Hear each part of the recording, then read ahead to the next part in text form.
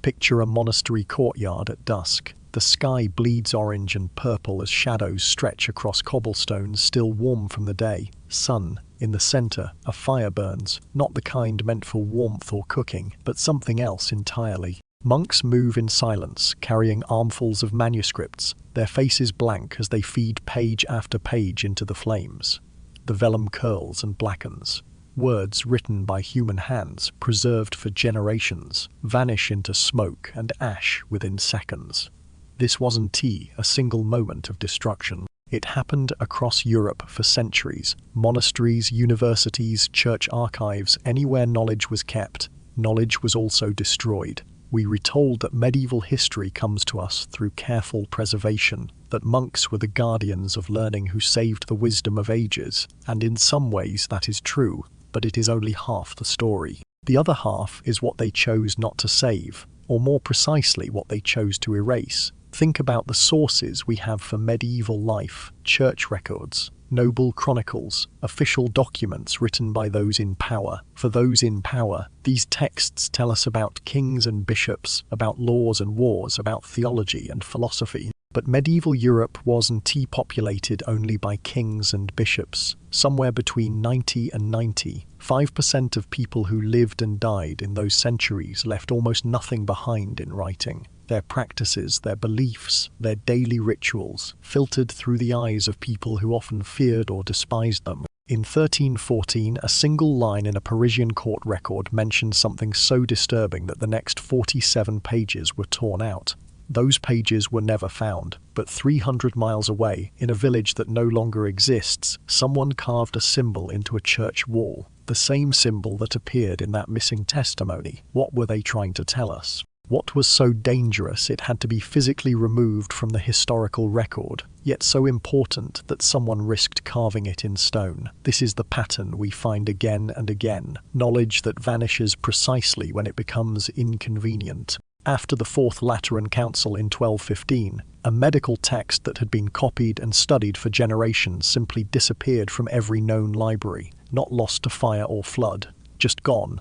Historians know it existed because dozens of other texts reference it. They can even piece together what it contained based on those references. But the original and every copy were systematically removed. Then there is the practice mentioned once in a trial record from 1347, and never again. A single reference to something that clearly many people knew about, performed in specific ways with specific purposes. But that one mention is all we have. Whatever it was, someone decided it shouldn't be remembered. Perhaps strangest of all is the profession that historians know existed for roughly 400 years across most of Europe, employed in villages and towns, paid for services, occasionally mentioned in passing in other documents, but which left almost no direct written trace. No manuals, no training texts, no professional records. We know the profession existed, we know approximately what these people did, but their knowledge was oral, their methods unwritten, and when they finally disappeared from history, they took their secrets with them. What we call medieval history is really just what medieval authorities wanted us to know, the official story, the approved version, but history isn't silent. It leaves traces, symbols carved in stone, empty spaces where pages should be, references to things that no longer exist. And if you know how to read those silences, they tell a story far stranger than the one in textbooks. The powerful went to enormous lengths to hide certain practices, to erase certain knowledge, to silence certain voices. Which raises an unavoidable question. What exactly were they hiding? The answer begins in the most unlikely place, the human body itself. The medieval body was not what we think it is. When we look in a mirror, we see biology, cells, organs, systems that can be mapped and measured and understood through chemistry and physics. But when a medieval person looked at their body, they saw something else entirely. A battlefield, a vessel, a living text written in flesh that could be read by those who knew the language. The church taught one story about the body. It was a temple of the Holy Spirit, yes, but also a source of temptation and sin. The body was meant to be controlled, disciplined, subjugated to the will of the soul. Fast on certain days, abstain from certain pleasures, keep the flesh weak so the spirit could be strong. That was the official teaching, spoken from pulpits and written in theological texts. But in villages and towns, in homes and marketplaces, people believed something far more complex. They believed your blood changed color based on your sins, that the blood of a virtuous person ran bright and pure, while the blood of the wicked grew dark and thick. They thought your hair could be used to control your soul even after death, which is why locks of hair were guarded carefully, why people burned hair clippings rather than throwing them away. And they were convinced that one specific organ in your body, not your heart, not your brain, was where your personality actually lived. The liver, the hot, wet center of passion and courage and temperament. They were wrong about the science, obviously, but what if they were right about something else? What if they understood that the body held power in ways we've forgotten? Medieval people treated bodily fluids like substances of magic. A woman's menstrual blood could bless crops or curse enemies, depending on the phase of the moon and the words spoken over it.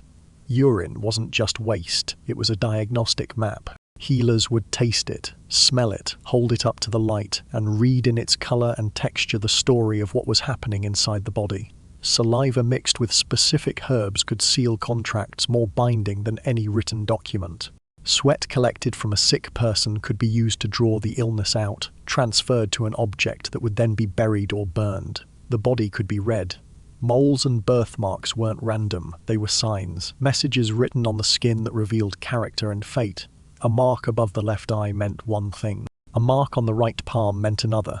There were people who specialized in this reading who could look at a body and tell you not just who you were, but who you would become. This led to practices that authorities desperately tried to control. Body part relics traded on black markets for extraordinary sums, not just the bones of saints, but fragments of anyone who had died in particular ways. The fingernail of a hanged man, the tooth of a woman who died in childbirth. These weren't superstitions to the people who traded them. They were sources of tangible power. Blood rituals performed during eclipses, when the boundary between worlds grew thin. People would cut themselves at precise moments, let specific amounts of blood fall onto prepared ground, speaking words that had been passed down through generations. The church banned these practices repeatedly, 17 times at least that we know of, which tells us something important. The bans didn't work. People kept doing it anyway. Understanding how medieval people viewed their own bodies is just the beginning. Because what they did to those bodies in the name of healing, religion, and survival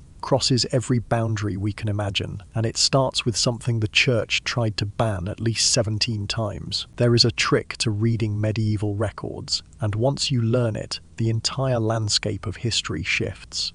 The trick is this: when authorities ban something once, they remaking a statement. When they ban it twice, they re-getting worried. When they ban the same thing 5, 10, 17 times across centuries, they re-admitting defeat.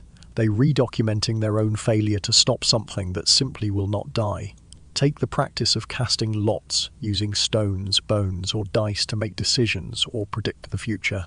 The church condemned it in 314 AD at the Council of Ancyra, banned again in 567 AD at the Council of Tours, prohibited once more in 743 AD by the Frankish Church, condemned again in 906 AD, and again in 1215 AD at the Fourth Lateran Council.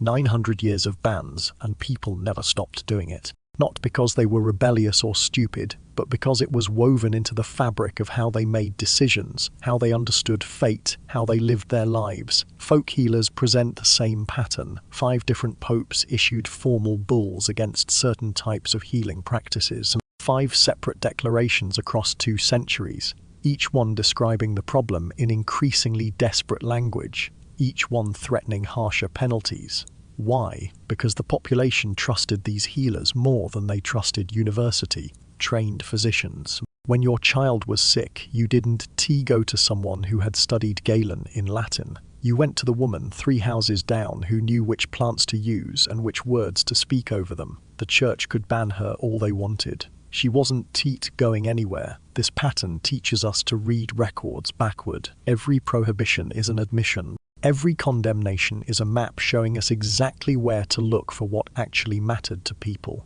Historians call this reading against the grain, looking not at what the document claims to prove, but at what it accidentally reveals. In 1484, Pope Innocent VIII issued a papal bull specifically condemning a practice that involved storms, nighttime gatherings, and an act so specific he had to describe it in detail. The fact that he needed to describe it so precisely tells us one thing: thousands of people across Europe already knew exactly how to do it. The question isn't whether it happened. The question is why it worked. This is where history becomes detective work. Modern scholars have developed methods to uncover what was deliberately hidden. They analyze church trial records not for the crimes people confess to under torture, but for the details that slip through. The casual mentions of practices so common that even under interrogation, people assume everyone knows about them. They study architectural details, finding symbols carved into church walls and doorways that shouldn't be there, symbols that mean something to someone, but were never explained in writing. They examine folk tales not as entertainment, but as encoded instruction manuals, stories that teach practical knowledge disguised as fantasy. This detective work has uncovered practices so strange that even historians debate whether they actually occurred. Not because the evidence is weak, the evidence is everywhere once you know how to look, but because what the evidence reveals challenges everything we think we know about what was possible, what was believed, what was done in the shadows of medieval life. The practices exist in the negative space of history, in the gaps between what is written and what is left unsaid, in the repetition of bans that never worked, in the silences that speak louder than words, and the evidence has been hiding in plain sight for centuries, waiting for someone to read it correctly. Now that we understand how to read the silences in medieval records, we can begin uncovering the practices themselves. And the first one will make you reconsider everything you thought you knew about medieval medicine. Step into a London apothecary shop in the year 1351. The air is thick with competing scents, rosemary and sage from bundles hanging overhead, the sharp tang of vinegar, the earthy smell of dried roots. Ceramic jars line wooden shelves, each labelled in careful script theriac, mithridate, aloe, and there, between the cinnamon and the cardamom, a jar labelled simply cranium humanum, human skull powder. Ground fine as flour, sold by weight, purchased by respectable citizens on the advice of their physicians. This wasn't hidden in back rooms or whispered about in alleys. It sat on the shelf next to the black pepper. The medicine of human bodies wasn't a fringe practice or a dark secret. It was an industry, a legitimate, organized, profitable trade that operated across Europe for centuries. The substances came from different sources, each with its own supply chain, its own specialists, its own pricing structure. Ground mummy arrived in barrels from Egypt, imported by the same merchants who brought spices and silk. The demand grew so intense that eventually the supply of actual Egyptian mummies could keep pace, so European corpses were treated with bitumen and wrapped in linen, creating new mummies to feed the market. If you were prescribed mummy in 1600, you were probably consuming someone who had died in Europe within the last few decades, prepared to look like they'd been buried in the Valley of the Kings 3,000 years ago. Human skull moss was another commodity entirely. It grew on the skulls of criminals left hanging on gibbets after execution, a strange lichen-like substance that people believed absorbed the life force of the dead. Executioners harvested it and sold it. They also sold the blood. Fresh human blood was considered medicine for epilepsy, convulsions, and various other ailments. Witnesses described crowds gathering at execution sites, cups in hand ready to pay for blood that was still warm, still steaming. In 1564, a German physician named Johannes Mizaldus wrote a best-selling book recommending exactly this practice. Drink the blood fresh, he advised, while it retained its vital properties. The book went through multiple editions and was taught in universities for over a century. He wasn't describing a satanic ritual or an act of forbidden magic. He was describing Tuesday morning at the pharmacy. Human fat was collected from corpses, preferably those of young, healthy individuals who had died suddenly, so the fat retained maximum potency. It was used to treat wounds, joint pain, and various skin conditions. Apothecaries would render it down like lard, store it in pots, and sell it alongside animal fats used for the same purposes. The only difference was price.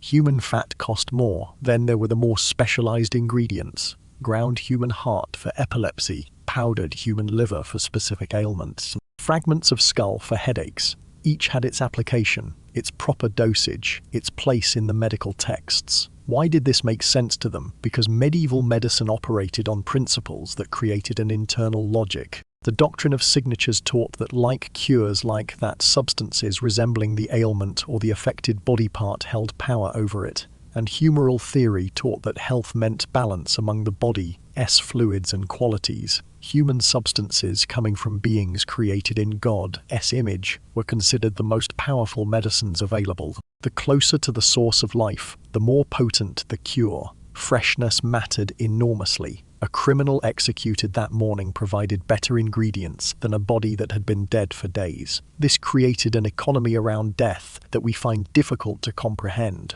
Executioners had secondary incomes from selling body parts. Grave robbers supplied material when legal sources proved insufficient. Apothecaries competed for the best suppliers. It was business, regulated, professional, documented in ledgers and receipts.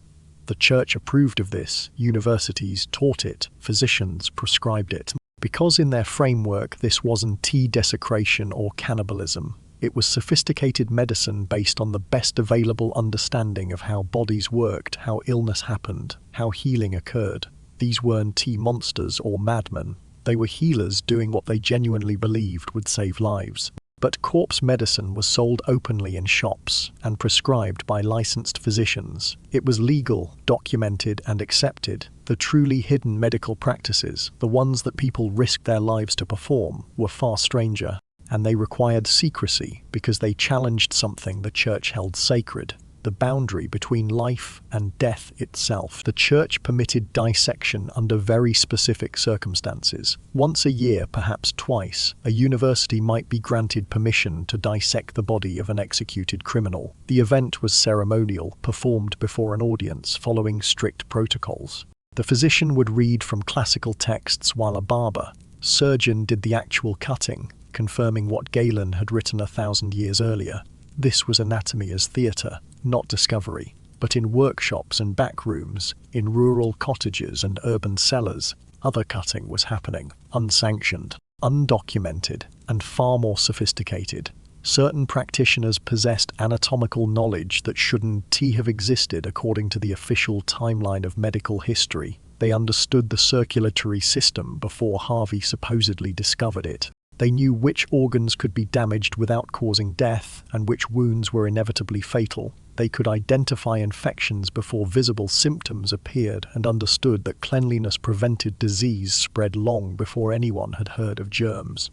Where did this knowledge come from? Some of it came from necessity. Barber surgeons who treated battlefield injuries learned by doing, by watching what killed and what healed, by trial and error repeated across thousands of bodies. But some knowledge was too specific, too precise to have been stumbled upon by accident. It suggested study, systematic observation, deliberate investigation of human anatomy through methods that were absolutely forbidden. Bodies went missing, not often enough to cause scandal, but enough that patterns emerge when you examine the records. Graves disturbed, corpses never properly buried, executed criminals whose bodies were supposed to be displayed but somehow vanished during the night. This wasn't modern body snatching for university anatomy theatres. This was something quieter, smaller scale, but persistent across centuries. The knowledge that emerged from this underground study showed up in unexpected places. In 1348, during the Black Death's worst year, a woman in Bruges successfully saved 23 plague victims using a technique that wouldn't be officially discovered for another 500 years. We know this because she was arrested for witchcraft, and her confession describes the procedure in perfect detail. She made incisions in specific locations to drain infected lymph nodes, cleaned the wounds with wine and vinegar, and applied poultices made from particular herbs. The technique actually works. Modern medicine confirms it could have saved lives. How did she know? She wasn't unique. Trial records across Europe contain descriptions of medical procedures that shouldn't have been possible. A midwife in Florence who performed successful caesarean sections in the 1320s, with both mother and child surviving. Something official medicine claimed was impossible until the late 1800s. a rural healer in northern France who insisted that water sources contaminated by waste caused specific diseases and who could predict outbreaks based on well locations. He was correct, but germ theory wouldn't exist for another 4 centuries. These practitioners protected their knowledge carefully. Surgical tools found in unmarked graves bear strange markings, symbols that aren't decorative but appear to be codes. Tools marked with specific signs were meant for specific procedures. Knowledge passed through recognition of the symbols rather than written instruction. Oral traditions moved from master to apprentice, but only to those who proved trustworthy. Some techniques were disguised as religious healing rituals, prayers and blessings that concealed practical medical interventions. The most intriguing evidence suggests these underground practitioners had access to medical knowledge from outside Christian Europe. Islamic physicians had preserved and advanced Greek and Roman medicine, while Europe was losing it. Jewish doctors served as bridges between medical traditions. Somehow, some of this knowledge made its way into the hands of people who officially had no contact with those sources. Medical texts appear in the archaeological record with no clear origin, written in coded Latin, containing procedures and anatomical drawings that match Islamic medical illustrations, owned by people who supposedly never left their home regions. A surgical implement discovered in a 14th century German ruin matches descriptions from a 10th century Arabic medical text. The text had never been translated into Latin. The implement shouldn't exist in that location, but it does. Archaeological excavations of medieval sites occasionally uncover medical tools that don't match anything in official texts. Instruments whose purpose can only be guessed at, but which suggest procedures far more sophisticated than the official history records. Some of these tools are found carefully buried, as though hidden deliberately, as though someone knew they were evidence of forbidden knowledge and wanted to preserve them, despite the risk. The greatest advances in medieval medicine may have come from people whose names we'll never know. Healers who worked in shadows, studied in secret, and kept their knowledge hidden because revelation meant death. They saved lives. They understood truths about the human body that official medicine denied, and history erased them as thoroughly as the church tried to erase what they knew. These healers possessed knowledge that threatened the medical establishment, but that wasn't their greatest crime.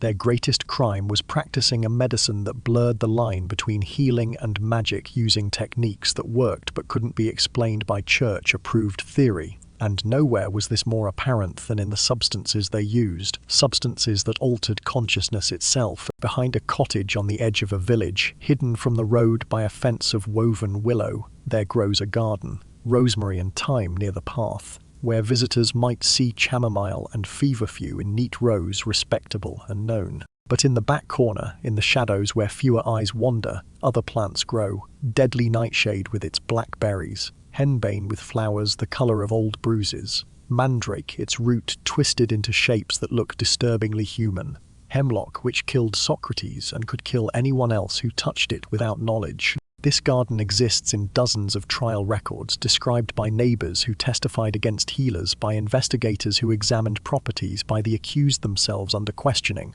The garden was never just one thing. It was pharmacy and poison, healing and harm, the difference determined entirely by knowledge. The same plant that cured in small amounts killed in large ones. The same leaf that brought sleep in one preparation brought visions in another. Medieval Europe possessed a sophisticated botanical knowledge system that we only beginning to understand. These weren't random superstitions or primitive plant lore. These were carefully developed practices based on generations of observation, experimentation, and accumulated wisdom about exactly what each plant did to the human body and mind. Take the substance that trial records call witches' flying ointment. It appears again and again in confessions, described with remarkable consistency across regions and time periods. A salve made from specific plants, applied to the skin, often to areas with thin skin and mucous membranes where absorption was most efficient. Those who used it reported sensations of flight, of leaving their bodies, of travelling to distant places while their physical form remained behind. In 1527, a woman went on trial for teaching others a recipe that allowed the soul to leave the body and travel to distant lands. The recipe survived in the trial records, precise and detailed. When modern chemists recreated it in a laboratory in the 1960s, they discovered it was a transdermal psychoactive compound containing alkaloids from belladonna, henbane, and other plants. Applied to the skin, it would absolutely cause powerful dissociative hallucinations, including the sensation of flying. She wasn't teaching magic, she was teaching neurochemistry. The sophistication goes deeper. These practitioners understood dosage in ways that seem impossible without modern measurement tools. They knew that the same plant harvested at different times of year had different potency. They understood that preparation method changed effects, whether you made a tea, a tincture, a salve, or burned the plant and inhaled the smoke. They knew which compounds worked synergistically and which combinations were deadly. They used these substances for purposes both healing and transcendent. Strong painkillers for surgery, effective enough that patients could endure procedures while conscious but not feeling pain. Compounds that induced trance states for religious experiences, allowing visions that were interpreted as divine communication. Treatments for what we now call mental illness, depression, anxiety, what medieval people described as melancholy or troubled spirits. And yes, sometimes poison. The same knowledge that healed could harm, and trial records occasionally reveal that it did. But intent mattered, knowledge mattered. A plant that was deadly in ignorant hands became medicine in skilled ones. The difference between poison and cure was often just a matter of amount and application. Trial records preserve this knowledge in fragments. An accused woman describing exactly how she prepared mandrake root for pain relief. A man explaining the process of extracting compounds from henbane for a sleep draft. Someone detailing the precise moment in the plant's growth cycle when it should be harvested for maximum effect. Modern pharmacologists reading these testimonies recognize real chemical processes being described in medieval language. This knowledge was suppressed not because it didn't work, but because it worked too well. It gave ordinary people access to experiences that the church wanted to control. Pain relief without prayer, visions without sainthood, altered consciousness without ecclesiastical permission. These botanical practitioners offered an alternative to church-controlled spirituality and medicine. They were dangerous precisely because they were effective. Some of this knowledge survived. Folk remedies that grandmothers still use contain compounds that modern medicine validates. Fairy tales encode botanical knowledge in story form, sleep induced by poppies, truth revealed through mushrooms, transformations caused by plants that genuinely alter perception. Even modern pharmaceuticals derive from the same plants. Atropine from belladonna, scopolamine from henbane, digitalis from foxglove. The compounds are real, the effects are measurable, the knowledge was always legitimate. Many people burned as witches possessed botanical and chemical knowledge that was centuries ahead of official science. They understood pharmacology before the word existed. They practiced neurochemistry before brains were properly mapped. And they died for knowing too much, for offering alternatives to institutional power, for being right in ways that threatened those who claimed monopoly on truth. The healers who possessed this botanical knowledge were dangerous to authority because they offered an alternative to church-controlled medicine and spirituality. But they were part of an even larger network, an underground economy that operated in the shadows of every medieval town, trading in substances, services, and secrets that official records pretend never existed. Every medieval town had two economies. One was documented in official records, taxed and regulated, visible in market squares and guild halls. Grain, wool, livestock, tools. Honest trades conducted in daylight by respectable merchants following approved practices. The other economy left almost no official trace, but archaeological evidence, court records, and economic analysis reveal its astonishing scale. In some cities, as much as 30 to 40% of economic activity happened off the books. Goods and services that were illegal, heretical, or socially forbidden changed hands every single day in transactions that everyone knew about but no one officially acknowledged. The catalogue of forbidden goods is extensive, banned books circulated constantly despite severe penalties for possession. Arabic scientific texts that contained mathematical and astronomical knowledge more advanced than anything available in Latin. Heretical religious works that questioned church doctrine. Jewish mystical writings that explored ideas Christianity had condemned. These books were expensive, dangerous to own, and in constant demand among those wealthy and curious enough to risk acquiring them. Human remains formed another major commodity. Relics of saints, both authentic and fabricated, traded for extraordinary sums. Fragments of bone, scraps of cloth that supposedly touched holy figures, even vials of dust from sacred sites. The supply was suspiciously abundant. Churches authenticated relics that could possibly all be genuine, but authentication itself became a service you could purchase if you had the connections. Love potions and abortifacients were bought and sold despite church condemnation. Forged documents circulated widely, fake noble titles that could elevate social status, false pilgrimage certificates that proved you traveled to holy sites without actually going, counterfeit papal indulgences that promised spiritual benefits without papal authorization. Even weapons banned by various authorities found their way into hands willing to pay. The market operated through sophisticated mechanisms. Certain symbols marked traders who dealt in forbidden goods. A sign displayed in a window, a particular arrangement of items on a shelf, marks carved into door frames that meant something to those who knew the code. Conversations used seemingly innocent language that concealed illegal transactions. A discussion about importing wool from the East might actually concern banned manuscripts. Talk of acquiring herbs for the garden could mean purchasing substances authorities had prohibited. Taverns and shops maintained hidden rooms, spaces that weren't visible from the street, where transactions occurred away from official eyes. Networks of trust connected cities across Europe. A merchant in Venice could send word to a contact in Bruges, who could arrange delivery to someone in London, moving forbidden goods along chains of relationships that left minimal documentation. In 1402, a customs official in Bruges discovered a shipment labeled as salted fish.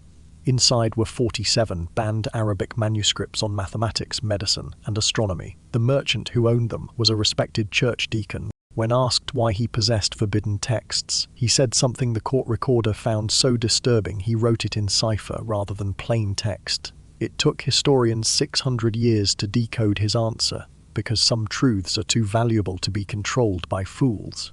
That statement revealed something crucial. The shadow market wasn't populated by a criminal underclass. Nobles participated, clergy participated, wealthy merchants and educated professionals participated. They all engaged in illegal trade when they wanted something official channels could or wouldn't provide. The distinction between respectable society and the shadow market was permeable, crossed constantly by people who maintained upstanding public reputations while privately purchasing forbidden goods. Goods were banned for different reasons. Some threatened religious orthodoxy. Others protected economic monopolies. Certain guilds wanted to control trade in specific items and used legal restrictions to eliminate competition. Still others were banned simply because they threatened social hierarchies. Knowledge, substances, or objects that gave common people access to things meant to be reserved for elites.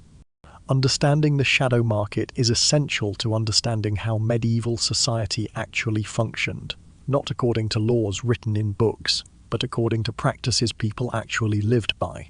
The official economy was real, but incomplete.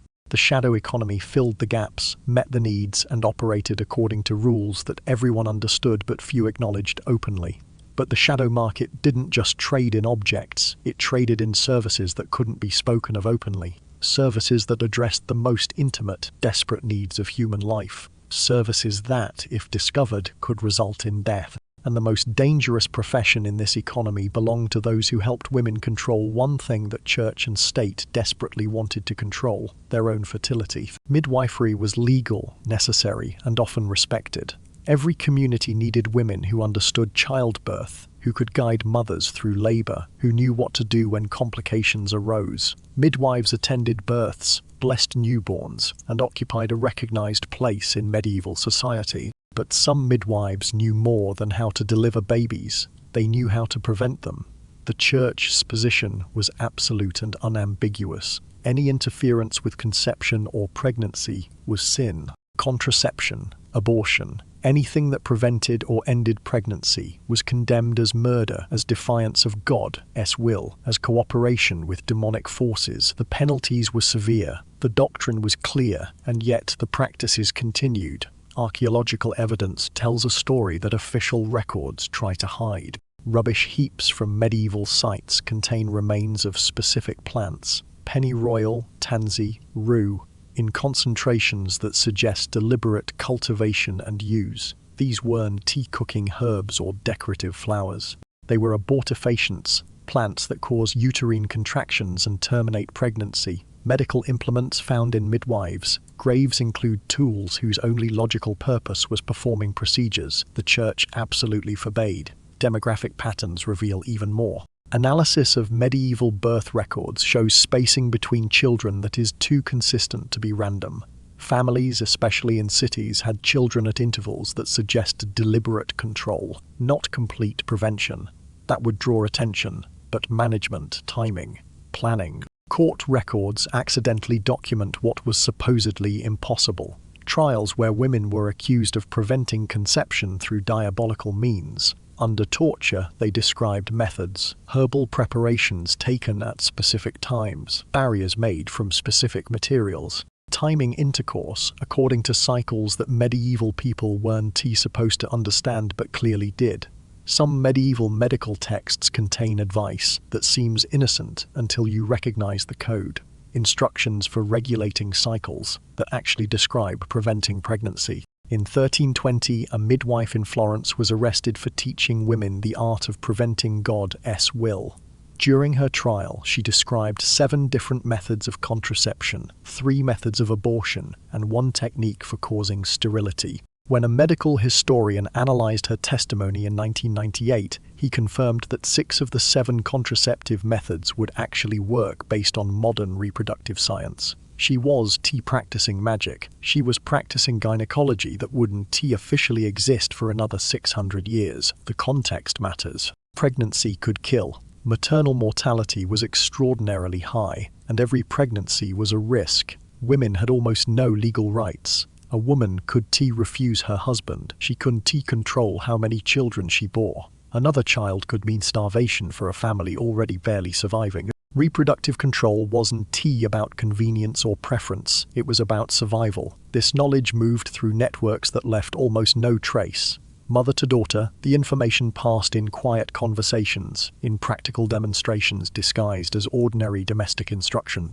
Apprenticeships that appeared to teach household skills actually taught botanical knowledge preparation techniques, procedures that saved lives and prevented deaths. Songs contained encoded instructions. Stories that seemed like folklore actually taught methods. The knowledge survived because women protected it, shared it carefully, and trusted each other with secrets that could get them killed. The church specifically targeted these practitioners. Analysis of witch trial records reveals a disturbing pattern. A disproportionate number of accused witches were midwives or women known for helping with reproductive matters. The accusations follow consistent themes, preventing conception through diabolical means, causing miscarriages through potions, possessing forbidden knowledge about women's bodies. But reading the trial transcripts carefully reveals something else. Many of these women didn't practice magic in any meaningful sense. They practiced medicine that worked so effectively that authorities could explain it except through demonic intervention. A woman who could reliably prevent pregnancy must have made a pact with demons, because surely no natural knowledge could achieve such results.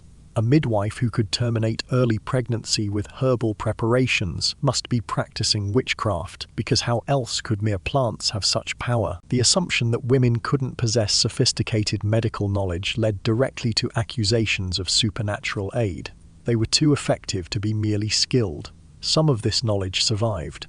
Folk remedies that grandmothers whispered, old wives' tales that doctors dismissed as superstition. Except when researchers finally tested some of these remedies, they found real pharmacological effects.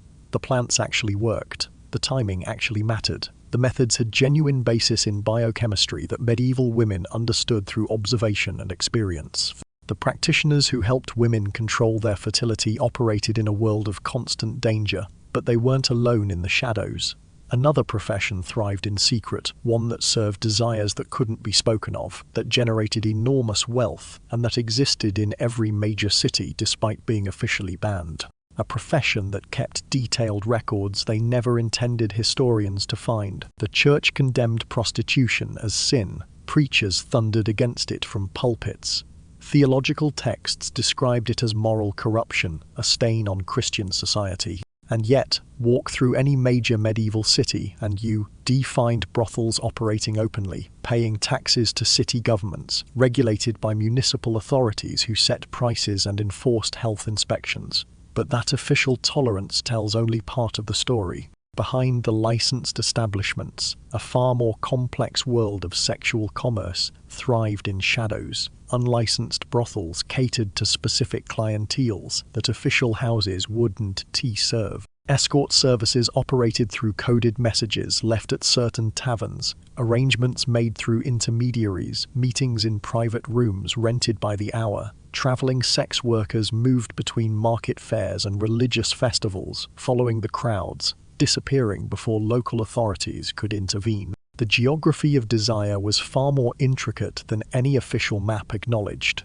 Archaeological excavations of medieval red light districts reveal sophistication that challenges simple narratives of exploitation and degradation. Specialized rooms with unusual architectural features, imported luxury goods, perfumes from the East, silks, cosmetics, indicating significant wealth moving through these spaces. Even rudimentary record-keeping systems, scratches on walls that appear to track clients or earnings, codes that made sense to those who worked there. The most surprising connections involve religious institutions. Trial records and financial documents reveal priests who were regular clients, monasteries that owned buildings leased to brothels, and cases where church authorities secretly profited from prostitution while publicly condemning it. A bishop's ledger from 1380 lists rental income from properties that city records identify as brothels. The hypocrisy was systematic, profitable, and apparently unremarkable to those involved. The economic sophistication is striking.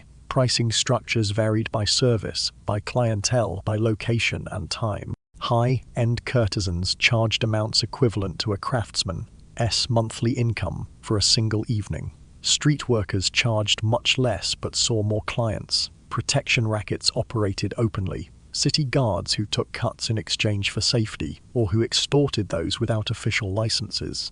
Some Italian cities even developed early forms of sex worker guilds, organizations that negotiated with authorities, set standards, and provided mutual support. Trial records reveal humanity behind the economics. Women who used sex work to support children, aging parents, or siblings. Workers who negotiated terms refused clients they found dangerous or distasteful and maintained remarkable control over their circumstances within constrained options. The narrative of pure victimhood doesn't fit the evidence. Neither does the narrative of free choice. The reality was more complex. Women making rational decisions within systems that limited their options, exercising agency where they could. Some sex workers became significant economic players, moneylenders who used earnings to finance loans at interest, property owners who invested in real estate, political informants who traded information gathered from pillow talk for protection or payment. A few achieved positions of genuine power within their communities. In 1347, a Venetian courtesan named Margherita left a will that shocked the probate court. She owned 3 properties, had loaned money to 2 nobles and a bishop, and was owed debts by 12 respectable merchants. Her illegitimate daughter married a lawyer. Her estate funded a chapel. Official records list her profession as seamstress. Everyone in Venice knew what she really did. And no one, it seems, actually cared. Cases like Margherita's appear across Europe. Successful sex workers who married into respectable families, whose children entered professions, who donated to churches that accepted their money without question. The boundary between respectable and disreputable was more permeable than official morality suggested. Wealth and connections could erase social stigma, or at least make people willing to pretend it didn't exist. Some medieval cities developed sophisticated regulatory frameworks for managing prostitution, health inspections, licensing systems, designated zones, dispute resolution mechanisms. These weren't modern in their values, but they were remarkably pragmatic in their approach. Medieval society was capable of separating official morality from practical policy in ways that official records tried to hide. The shadow economy, from forbidden medicines to reproductive control to sexual commerce, reveals a medieval world far more complex and pragmatic than official records suggest. But these economic secrets pale in comparison to the spiritual secrets that authorities tried even harder to suppress.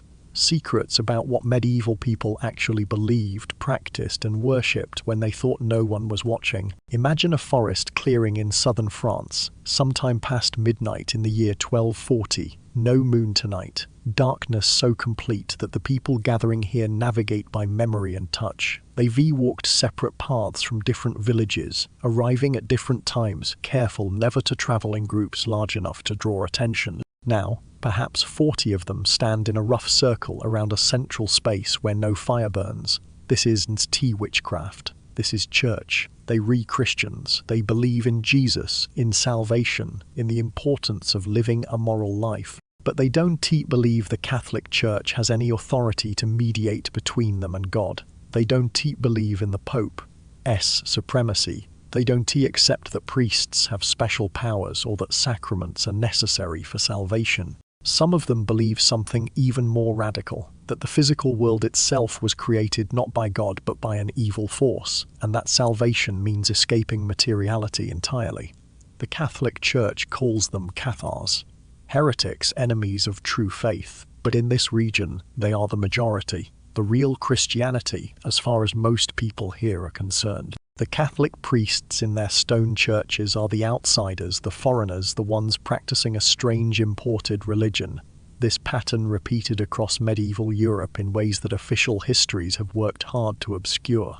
The Cathars weren't a small cult. Archaeological evidence, demographic studies, and careful analysis of records suggest that in parts of Languedoc, they represented the dominant religious culture, entire noble families, most of the population, a complete parallel church with its own clergy, its own rituals, its own theology. In northern Italy, the Waldensians created secret communities that lasted for generations. They preached apostolic poverty, rejected church hierarchy, and insisted that any Christian could preach and administer sacraments, including women. The Catholic Church condemned them repeatedly. The Waldensians simply went deeper underground, creating networks of hidden congregations that communicated across cities through coded messages and trusted intermediaries. The Brethren of the Free Spirit believed that humans could achieve spiritual perfection and transcend sin entirely. That once you reached a certain level of spiritual development, normal moral rules no longer applied to you. The Church found this teaching particularly dangerous because it undermined the entire structure of confession, penance, and clerical authority. These groups survived through careful secrecy, meeting in homes disguised as social gatherings, speaking in language that sounded orthodox to outsiders but meant something else to initiates. Evidence of these alternative Christianities appears in unexpected places. Symbols carved into church walls by stonemasons who were secret heretics, signs that allowed them to recognize each other, theological texts hidden in false bindings, books that appeared to be Catholic prayers but contained heretical teachings between innocent pages, trial records that accidentally reveal how extensive the networks were. One person accused would name others, who named others, revealing webs that spanned multiple countries and decades. Some heretical beliefs weren't innovations but preservations, ideas from early Christianity that the Catholic Church had suppressed and declared forbidden, beliefs about reincarnation that some early Christian communities had held, alternative understandings of Jesus' nature, the possibility that women could hold religious authority equal to men. These groups sometimes preserved what had been lost, not invented what was new. The cognitive dissonance is striking. Many people who considered themselves devout, faithful Christians held beliefs that the Church said would damn them to hell. They saw no contradiction. The Church's version and their lived faith were simply different expressions of the same underlying truth, or perhaps they were different religions wearing the same name. In 1244, the Catholic Church laid siege to Montségur, a fortress in southern France, for nearly a year. When it finally fell, 200 people, men, women, and children, chose to walk into a massive fire rather than renounce their faith. But here is what historians don't tell you. These weren't isolated fanatics. Archaeological evidence suggests that their version of Christianity was the majority religion in the region. The Catholic Church wasn't fighting heretics, it was fighting a religious civil war, and it was losing. The Church's response, crusades, inquisitions, systematic mass burnings, reveals how serious the threat was. You don't mobilize armies and create permanent institutions of persecution to fight a fringe cult. You do it when your monopoly on religious truth is genuinely challenged by alternatives that millions find more convincing than your official doctrine. These formal heretical movements created structured alternatives to the Catholic Church, but they were just the visible tip of a much larger phenomenon. Below them existed something far more widespread, far more ancient, and far harder for authorities to eradicate. The folk religion that ordinary people actually practiced in their daily lives. A religion that was Christian in name, but something quite different in practice. Christianity arrived in Europe like a flood, rapid and transforming. Religions that had existed for thousands of years were officially replaced within a few generations. Kings converted. Temples became churches. The old gods were declared demons or delusions. On paper, on official record, Europe became Christian almost overnight. But beliefs that have sustained people for millennia don't vanish because a king declares a new faith. They adapt, they hide. They blend into the new religions so thoroughly that eventually no one can separate what is Christian from what came before. Most medieval Europeans practiced a Christianity that would have horrified church authorities if those authorities had truly understood what was happening in villages and fields across the continent. The Christianity of theological texts and the Christianity of daily practice were different religions that happened to share a name. Saints took the names and attributes of older gods so seamlessly that the transition was nearly invisible. In Ireland, Saint Bridget, virgin, miracle worker, patroness of fire and poetry, preserved every essential characteristic of the goddess Bridget who had been worshipped on the same sites for centuries before Christianity arrived. Saint Michael, the warrior angel, appeared at hilltop shrines that had previously honored sky gods and solar deities. The prayers changed. The location stayed the same. The essential function remained identical. Christian holidays aligned perfectly with pre-Christian seasonal festivals and retained practices that had nothing to do with Christian theology. The winter solstice became Christmas, but the evergreen trees, the gift, giving, the feasting traditions, those belonged to older celebrations of the returning sun. Spring fertility festivals became Easter, keeping their eggs and rabbits, symbols of reproduction that never appeared in any gospel.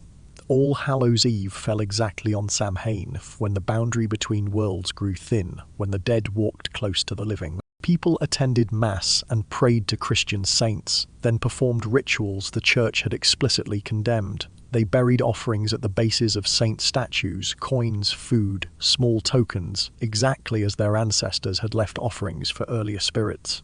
They performed divination on saints' feast days using methods that predated Christianity by centuries. They recited prayers that began with Christian formulas but ended with charms in languages older than Latin, words whose meanings had been forgotten but whose power was still trusted. Archaeological evidence confirms what trial records accidentally reveal. Christian graves contain pagan amulets placed carefully with the body. Churches were built directly on top of sacred pagan sites, and builders incorporated pre-Christian symbols into the new architecture. Sun wheels hidden in decorative patterns, fertility symbols carved into doorframes, protective marks that belong to no Christian tradition. Artifacts blend Christian and pagan iconography so thoroughly that modern scholars struggle to classify them. A pendant showing Mary but surrounded by symbols that belong to an earth goddess. A prayer inscribed on one side of an object. A spell from pre-Christian tradition on the other. Trial records preserve moments when this hidden world became visible to authorities. A village priest questioning his parishioners discovers they've been performing a banned ritual for generations while considering themselves devout Christians. They genuinely confused by his objection. Of course they attend Mass. Of course they believe in Christ, but also, obviously you have to perform certain actions to ensure the harvest, to protect the livestock, to keep children healthy.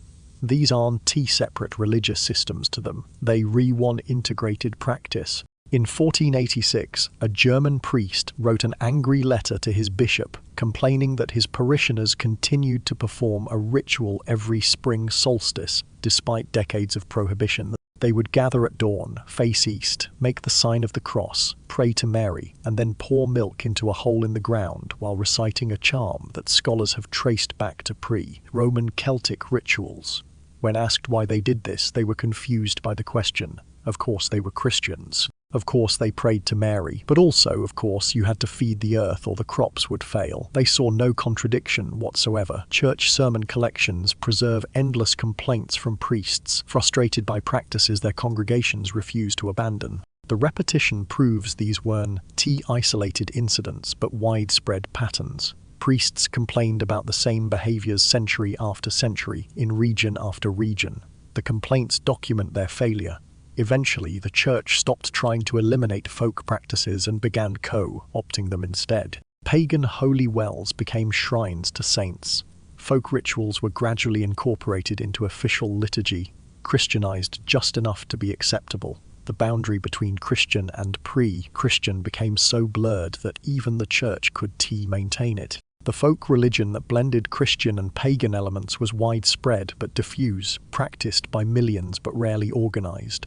However, there existed another form of religious practice that was far more structured, far more deliberate, and far more dangerous to acknowledge: magical practice that claimed to work not through demonic aid, but through mastery of hidden natural laws. This was not superstition. This was the medieval world's closest approach to experimental science. And it was absolutely forbidden. The church's official position was clear and absolute.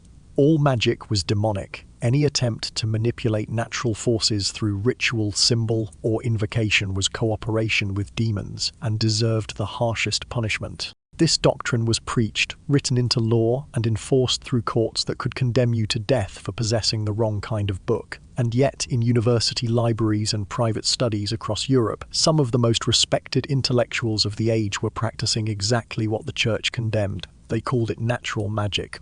They insisted it was different from demonic sorcery, that they worked only with hidden properties of nature rather than supernatural entities. Medieval philosophers like Albertus Magnus, Roger Bacon, even Thomas Aquinas wrote about occult properties, not occult meaning supernatural, but occult meaning hidden, forces and qualities that operated through natural law but weren't yet fully understood. This created a grey area, a space where learned men could investigate phenomena that looked exactly like magic while claiming they were simply studying creation's deeper laws. Astrological medicine was practiced openly by orthodox physicians. They timed bloodletting to planetary positions, prescribed remedies based on celestial configurations, and saw nothing problematic about this because they understood it as applied astronomy. The stars influenced earthly bodies through natural emanations, not through demonic intervention. This was science, not sorcery. At least that is what they told themselves and anyone who questioned them. Alchemy attracted serious scholars and royal funding.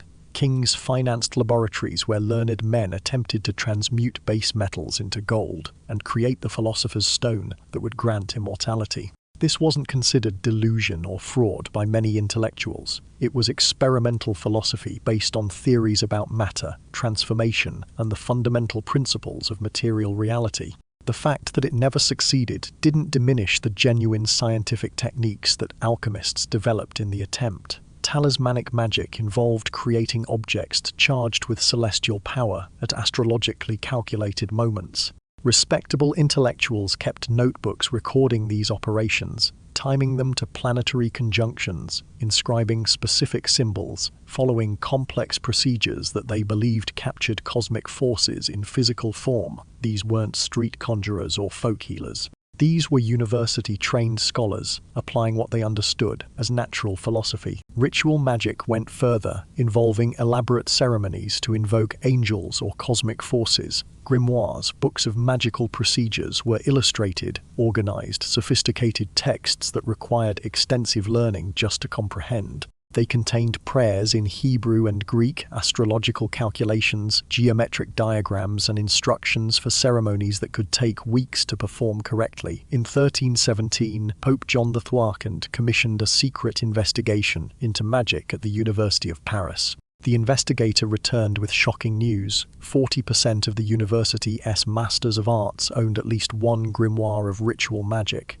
These weren't fringe radicals. These were the most respected intellectuals in Europe. Some were even priests. The Pope ordered the books seized and burned. But here is what the historical record shows. The books kept appearing. They never stopped, because the people writing them didn't believe they were doing anything wrong. They believed they were studying creation itself. The libraries of executed magicians reveal extraordinary erudition. Books in multiple languages, correspondence with scholars across Europe, texts on mathematics, optics, astronomy, chemistry alongside magical works. These men approached magic with the same intellectual rigor they applied to any investigation of natural phenomena. John Dee, advisor to Queen Elizabeth, considered himself a mathematician and natural philosopher. He made genuine contributions to navigation and cartography. He also spent decades conducting elaborate magical rituals, attempting to communicate with angels through a crystal ball and a complex symbolic language. To him, these weren't contradictory activities. They were both forms of investigation into hidden aspects of reality. The boundary between magic and science was profoundly blurry. The same person might cast horoscopes and conduct optical experiments, seeing both as exploration of natural law. Alchemists developed distillation techniques and discovered new chemical substances while pursuing impossible transmutations. Astrologers created sophisticated mathematical models and improved astronomical observations while calculating horoscopes. These practitioners protected themselves through careful framing. They claimed to work with natural forces, not demons. They dedicated their work to pious purposes, to understanding God's creation more deeply, and sometimes they had protection from powerful patrons who wanted their services more than they cared about theological correctness. The tragedy is that the Church's eventual crackdown on magic suppressed legitimate empirical investigation, along with the questionable practices. The distinction we now make between magic and science would have seemed bizarre to medieval intellectuals. They were investigating the same hidden laws of nature. Some of those investigations led to genuine discoveries, others led nowhere. But all of it was part of the same project, understanding a universe whose deepest principles remained tantalizingly obscure. The learned magicians who worked in libraries and laboratories with books and charts represented one form of forbidden spiritual practice. But in villages and forests across Europe, another form of magic was practiced, one with far more ancient roots, one passed through families and communities, one that involved not just intellectual knowledge but direct experience of altered states. This was the magic that terrified authorities most because it couldn't be controlled through censorship or doctrine. It had to be hunted down body by body, and that hunt became the most extensive campaign of persecution in European history. The town square is transformed. Scaffolding has been erected overnight, positioned so that thousands can see clearly from every angle. Guards form a corridor from the prison to the platform. Church bells begin their slow, measured toll. Vendors sell food and drink to the gathering crowd. Children sit on their fathers' shoulders for a better view. This is Execution Day, and the entire town has come to watch. What is about to happen is not simply punishment. It is theatre, carefully scripted, elaborately staged, designed to communicate specific messages about power, order, and what happens when you challenge authority. Every element has been planned. The procession route, the timing, the words that will be spoken, even the condemned person's expected responses. The execution liturgy begins long before the actual death. The prisoner is brought out, often forced to wear specific clothing that marks their crime.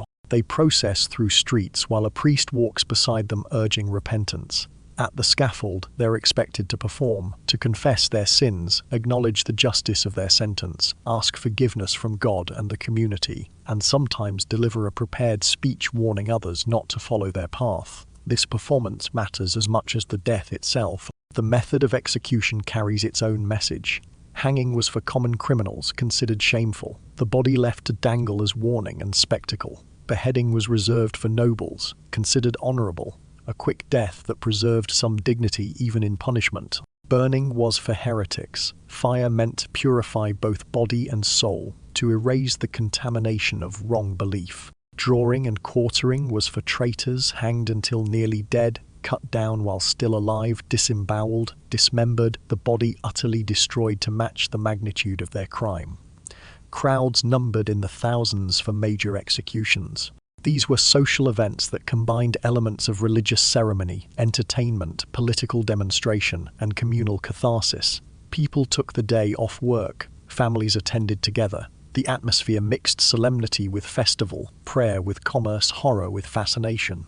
But here is what the authorities who staged these spectacles couldn't fully control: the meaning. The script existed, but the performance could always go wrong in ways that completely inverted the intended message. Prisoners sometimes refused their assigned roles. Instead of confessing and repenting, they delivered speeches proclaiming their innocence, accusing their judges of corruption, turning their execution into an indictment of the system killing them. The crowd heard these words. Sometimes the crowd believed them. Executioners had their own agency. A skilled executioner could make death quick or could make it last. An axe blade positioned just slightly wrong required multiple strikes, transforming a nobleman's honorable beheading into prolonged butchery that the crowd read as divine judgment on the sentence itself.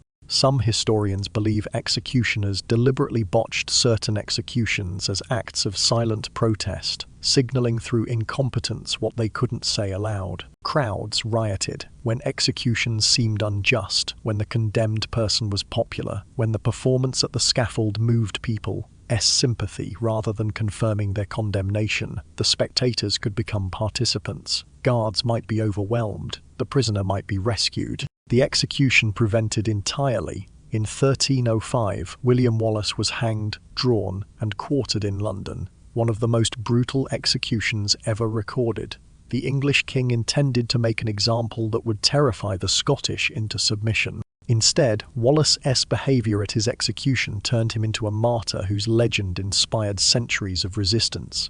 The executioners followed every protocol perfectly, but the performance's meaning was determined by the audience, not the script, and the audience decided Wallace was a hero. Authorities eventually recognized the problem. Public executions were supposed to demonstrate power, but they sometimes revealed its fragility. They were meant to control the narrative about crime and punishment, but they created spaces where that narrative could be challenged, subverted, or completely overturned. By the 18th century, executions began moving behind prison walls, hidden from public view. Not because society became more humane, but because the spectacle had become too dangerous, too unpredictable, too likely to communicate messages that power didn't intend. Public executions were the most visible aspect of medieval justice, but they represented only a tiny fraction of punishment. The vast majority of violence in the medieval justice system happened away from public view, in dungeons and torture chambers where the goal wasn't death, but something the authorities considered more valuable: confession, information, and the breaking of human will. Torture wasn't chaos or sadism run wild. It was regulated, systematic, legal. Courts had specific rules about when torture could be applied, to whom, and for what purposes. There were procedures to follow, documentation to maintain, limits that were theoretically enforced. This wasn't random cruelty. This was judicial process. The legal doctrine was called putting to the question. The theory was straightforward. Truth could be extracted through pain. A person might lie with words, but the body couldn't lie under sufficient stress. Confession obtained through torture was legally valid evidence, though technically it was supposed to be confirmed later without torture.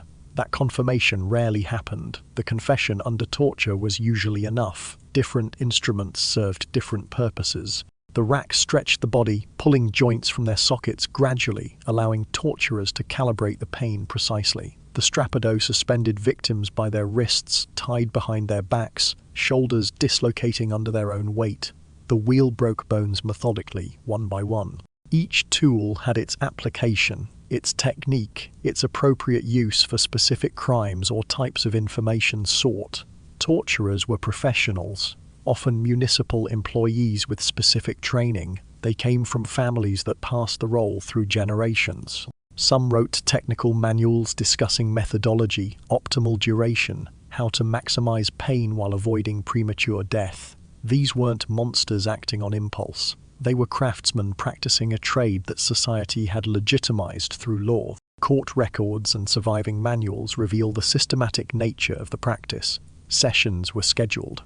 Witnesses attended to verify procedure was followed correctly. Records documented what was done, for how long, what was confessed. The bureaucracy of suffering was thorough and precise. But here is the disturbing truth. Torture worked not because it produced accurate information, but because it produced confessions that confirmed what authorities already believed. After sufficient pain, people confess to anything. They admit to crimes they didn't commit. They implicate others to make it stop. They describe impossible events in whatever detail their torturers want to hear. Entire communities were tortured into confessing to mass conspiracies that couldn't have occurred. One person would break and name others. Those others would be tortured and name more. The web expanded until dozens or hundreds were implicated in elaborate plots that existed only in the confessions pain extracted. Torture had gendered dimensions. Certain methods were designed specifically for women, incorporating sexualized violence and reflecting particular obsessions about female sexuality and witchcraft. The torture of women accused of sexual crimes or witchcraft was often more intimate, more invasive, more focused on parts of the body connected to reproduction and desire. Torture chambers were sometimes designed with psychological elements as important as physical ones. Prisoners could see the instruments before their use, imagination amplifying terror. They might hear screams from other chambers, sounds that promise their own future. Some chambers used deliberate sensory manipulation, darkness or harsh light, silence or constant noise, to break will before physical torture even began. Resistance happened. Some prisoners found ways to endure, techniques to survive. There are cases where authorities couldn't break someone despite extended torture. Those instances terrified authorities because they challenged the fundamental premise that enough pain could extract any truth from any person. Torturers themselves weren't immune to psychological damage. Evidence suggests many developed elaborate justifications and rituals to cope with what they did. They convinced themselves they were serving justice, extracting truth, protecting society. The mental gymnastics required to torture people daily while maintaining moral self-image left traces in letters, diaries, and confessional writings. In 1692, a German judge wrote a private letter questioning the use of torture in witch trials. His reasoning wasn't humanitarian, it was practical. He noted that after 3 days of torture, literally anyone would confess to anything, including impossible acts. He wrote, "We have perfected the art of producing witches, not the art of finding them." The letter was discovered in 1843. By then, torture had been officially abolished for 50 years. But reading his letter, historians realized something disturbing. Judicial authorities knew torture didn't produce truth. They used it anyway for over 5 centuries. Torture was eventually abandoned not because society became more moral, but because legal systems recognized it produced unreliable evidence. It was acknowledged as ineffective before it was acknowledged as wrong. Torture was designed to extract confession and break the will, but death was the ultimate punishment. However, the medieval relationship with death wasn't limited to punishment. Death was an ever-present reality that shaped every aspect of life, and the practices surrounding death reveal perhaps the strangest and most alien aspects of medieval mentality. A worldview where the boundary between the living and the dead was far more permeable than we can easily imagine. Death was big business, one of medieval Europe's major industries, generating enormous wealth, employing thousands, occupying central space in economic life. We think of medieval economy in terms of agriculture, trade, crafts. But death rivaled all of these in scale and profit. The death trades were specialized and numerous. Professional mourners were hired to weep at funerals, their grief performed on commission, their wailing increasing in volume, and drama based on what the family paid. Body preparers washed and dressed corpses, preparing them for burial according to status and budget. Gravediggers had their own guilds with specific privileges and protections. Bell ringers announced deaths and guided souls with their tolling, charging fees that varied by the deceased's social rank. Manufacturers produced coffins, shrouds, mourning clothes, memorial items, an entire supply chain serving mortality. But the real money was in relics and indulgences. Holy remains were currency. Body parts of saints and martyrs were bought, sold, stolen, and manufactured on industrial scale. A finger bone from a famous saint could fund a church's expansion. A fragment of skull could attract pilgrims whose spending sustained an entire town. The demand was insatiable. The supply problem became obvious to anyone paying attention. By the late Middle Ages, the number of holy relics in circulation exceeded any possible supply of authentic remains. Multiple churches claimed the same saint's head. Enough splinters of the true cross existed to build several ships. The body parts attributed to various saints would require those saints to have had dozens of fingers and multiple skulls. The industry compensated through creative sourcing. Bones from any burial could become relics with proper authentication. And authentication was surprisingly easy to obtain if you knew the right people and offered the right price. A system of dealers, authenticators, and church officials collaborated to keep the supply flowing. Some authentication documents were entirely fabricated. Others authenticated remains that everyone involved knew couldn't possibly be what they claimed. Body part theft became a specialized profession. Thieves who focused on stealing remains from shrines, who studied security systems, who planned elaborate heists, targeting famous saints' corpses. Some church officials engaged in this trade themselves, stealing from rival churches or selling off pieces of their own collections when finances demanded. The pricing structure was sophisticated. A complete body commanded premium price. Major body parts, head, hands, heart, were valued highly. Smaller fragments cost less but moved faster. Dust swept from tombs was the budget option. Contact relics, cloth that had touched holy remains, served the mass market. Pilgrimage networks were built around these remains. Routes connecting famous relic sites became highways of commerce. Towns competed to attract pilgrims by acquiring better relics. Churches renovated specifically to display their holy bones more impressively. The physical infrastructure of relic worship was massive and expensive. Indulgences operated similarly. Spiritual credits reducing time in purgatory, sold to the living for themselves or deceased loved ones.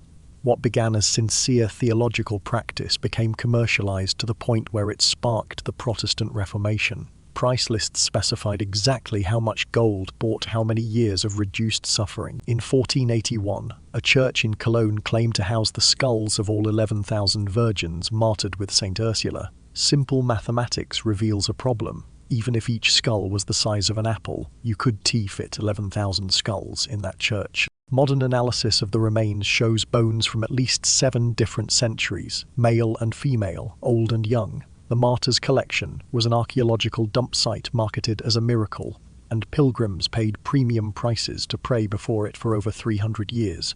Everyone involved, church officials, relic dealers, authenticators, knew it was impossible, and yet the system functioned perfectly. Medieval people didn't necessarily see this as fraud. In their worldview, these were genuine spiritual goods that had value and could legitimately be traded.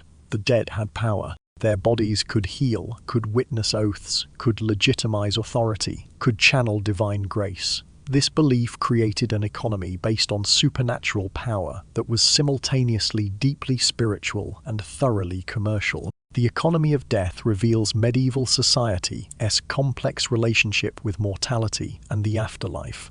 But death was the only transition that required ritual, commerce, and magical thinking. The act of dying was surrounded by elaborate practices designed to ensure the soul's safe passage. And some of those practices were so strange, so intimate, and so carefully hidden from official view that we only now beginning to understand them. Darkness in the medieval world was absolute in ways we can barely comprehend. No street lamps, no electric glow seeping from windows, no headlights cutting through fog. When the sun set, night fell like a curtain, and the world transformed into something fundamentally different from its daylight self. Light sources were expensive and limited. Candles cost money most people didn't have. Oil lamps required fuel that competed with food budgets. Fires were dangerous in wooden buildings packed close together. Most people lived in darkness for half their lives, moving through homes and streets by memory and touch, by moonlight when it existed, by nothing at all when it didn't. This darkness created a parallel world operating under different rules from daylight society. Most towns enforced curfews. Bells rang at sunset to mark the closing of gates. Official patrols walked streets with authority to question anyone abroad after hours. Penalties existed for violating curfew, fines, imprisonment, worse for repeat offenders. The systems were elaborate, documented, officially enforced. They existed precisely because people constantly violated them. Night was when illicit economy thrived. Markets in forbidden goods operated in darkness because darkness provided cover. Prostitution happened after curfew in locations authorities couldn't easily monitor. Gambling houses opened their doors when official eyes were supposed to be sleeping. The economic life that laws prohibited by day simply moved to night and continued. Religious practices that couldn't be performed in daylight found their time after dark. Some were Christian rituals that incorporated elements the church found suspiciously pagan. Others were explicitly non-Christian, ceremonies that required darkness both for practical concealment and because night itself was part of the ritual. The supernatural atmosphere of darkness wasn't just cover, it was ingredient. Social gatherings violated restrictions that daylight society enforced. Class boundaries softened after dark. Gender restrictions loosened. Servants and apprentices who snuck out to taverns mixed with laborers conducting side businesses after their official workday ended. Young people used darkness for courtship and socializing that their families would never permit in daylight. Women gathered for work and conversation away from male oversight, speaking freely in ways that daylight propriety forbade. Trial records accidentally document organized nighttime activities that authorities only discovered when something went wrong. Secret religious meetings disguised as drinking parties. Lovers' trysts that required elaborate planning and multiple accomplices. Networks of people who specialized in nighttime services, guides who knew paths through darkness, lookouts who warned of patrols, providers of spaces where illicit activities could occur safely. Some nighttime activity was simply economic necessity. Workers who needed additional labor hours to survive couldn't afford to stop when the sun set. Travelers moved at night to avoid tolls charged at daylight checkpoints, or to escape questions about their business and destination. Smugglers obviously preferred darkness, but so did many people engaged in technically legal activities they simply didn't want scrutinized. The supernatural dimension mattered. Medieval people believed night was when the boundary between worlds grew thin, when ghosts walked, when demons had more power, when the Christian order that structured daylight reality loosened its hold. This wasn't primitive superstition. It was sophisticated cosmology that shaped behavior in practical ways. Some practices were specifically nocturnal, not just for concealment, but because they required the supernatural atmosphere that darkness provided. Authorities understood the problem. They created watch systems with men assigned to patrol through the night. They required householders to maintain lights visible from the street. They increased penalties for nocturnal crimes. They issued proclamation after proclamation about activities forbidden after curfew. In 1347, a Paris night watchman wrote in his report, "The city sleeps, but it does not rest." Medieval authorities understood something we've forgotten. The night was a country unto itself, with its own inhabitants, its own economy, and its own laws. They knew that what happened after curfew was often more important than what happened before. That is why they were so afraid of it. Evidence shows they fought a losing battle. Night created space that official authority could fully penetrate. Darkness was cover, opportunity, necessity. The practices that could survive daylight scrutiny simply waited for sunset and continued. Understanding nighttime medieval life is crucial because it reveals practices that never appeared in daylight records and behaviors people carefully hid from official view. The most forbidden practices happened at night. Nighttime created opportunities for many forbidden activities.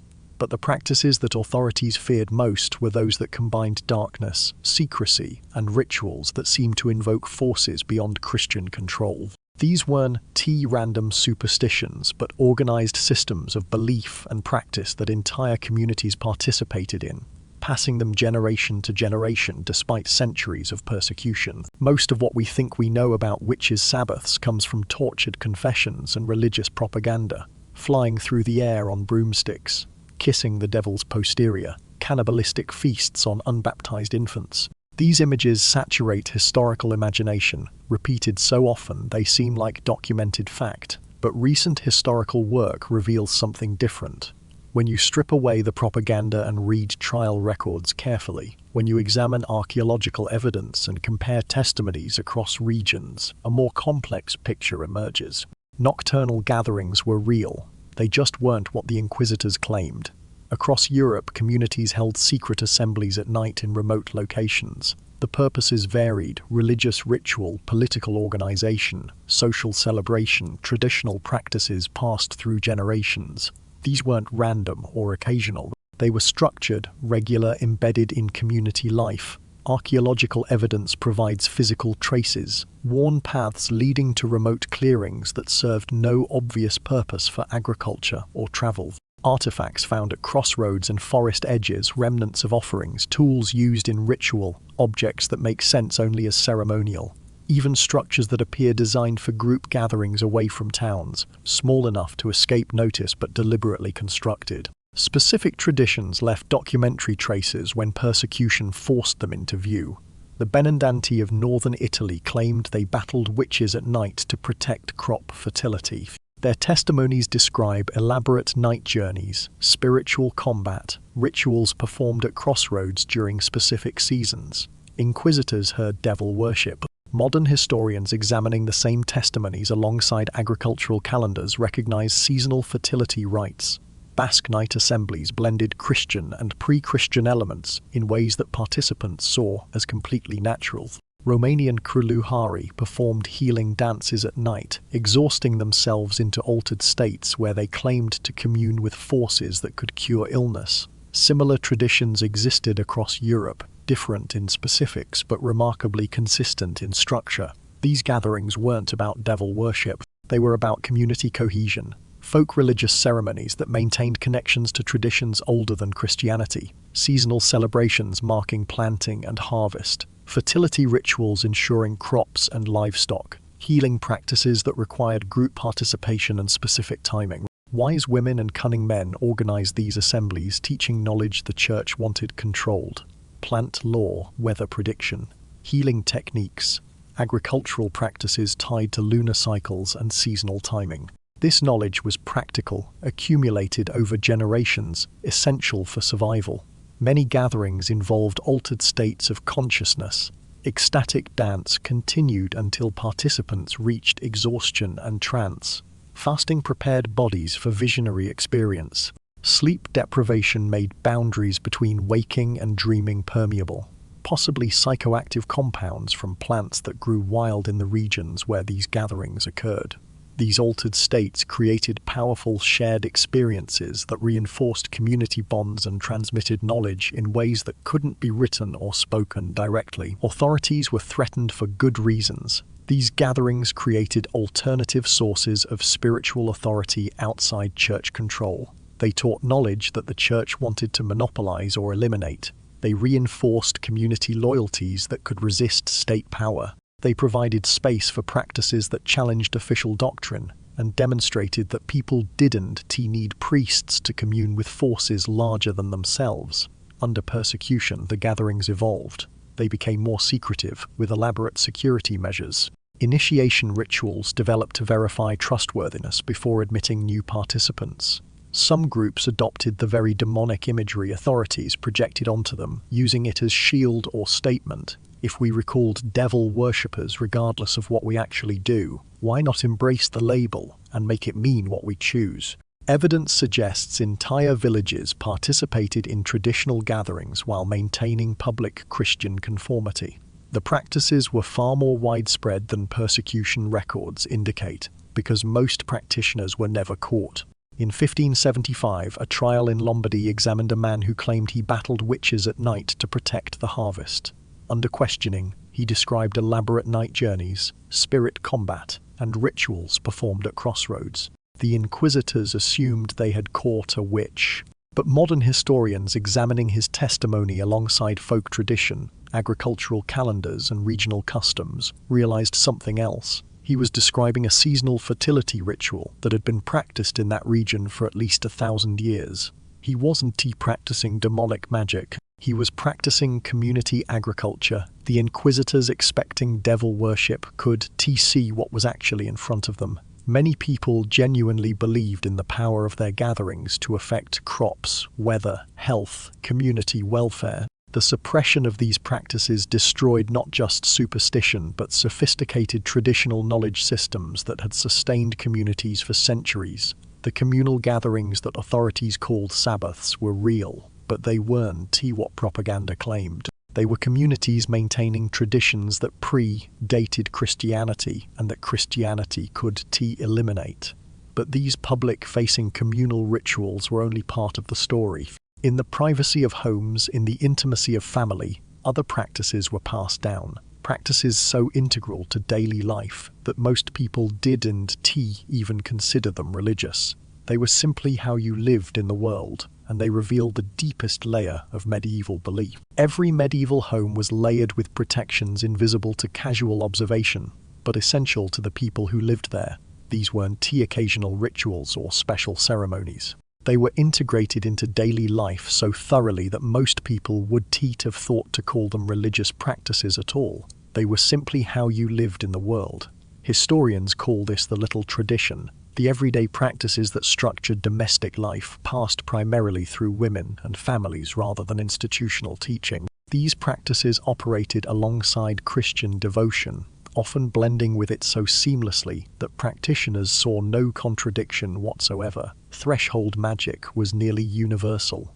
Specific actions performed when entering or leaving a dwelling. Items placed at doorways and windows for protection.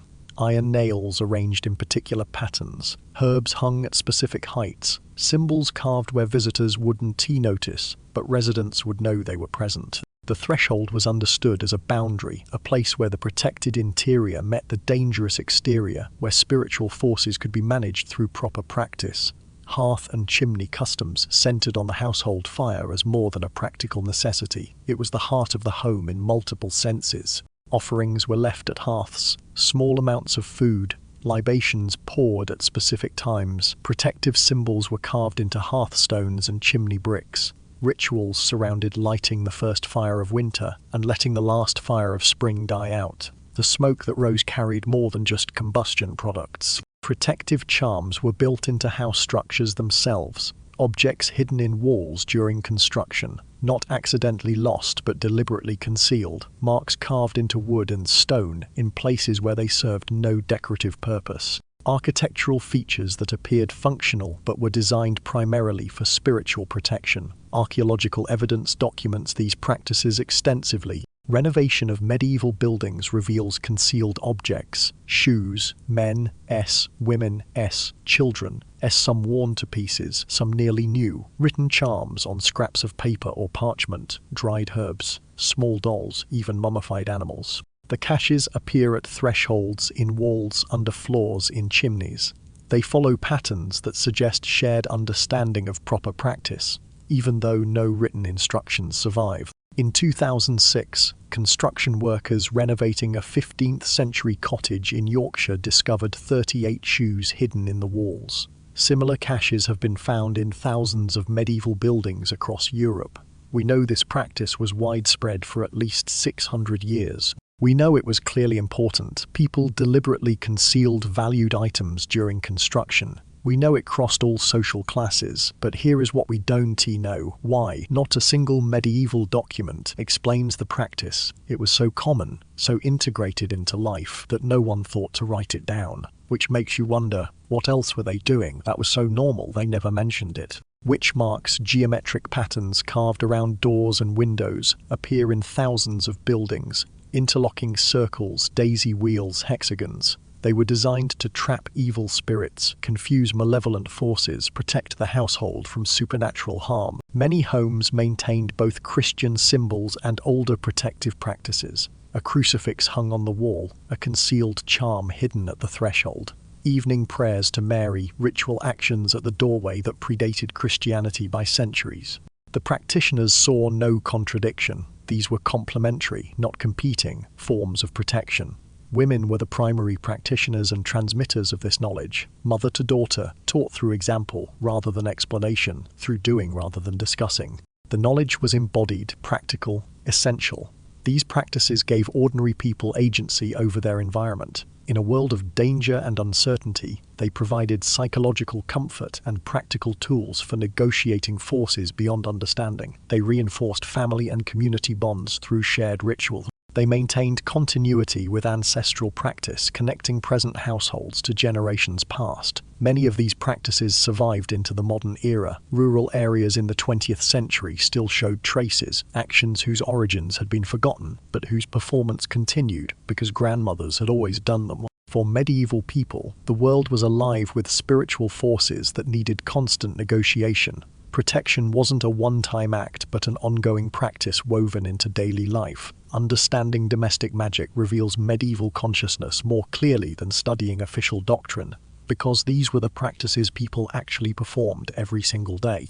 Household magic was woven into daily life, largely invisible because it was so ubiquitous. But some medieval practices weren't subtle or domestic. Some were dramatic, public, and designed to alter reality itself. Practices that claimed to control weather, influence fate, and communicate with beings from other realms.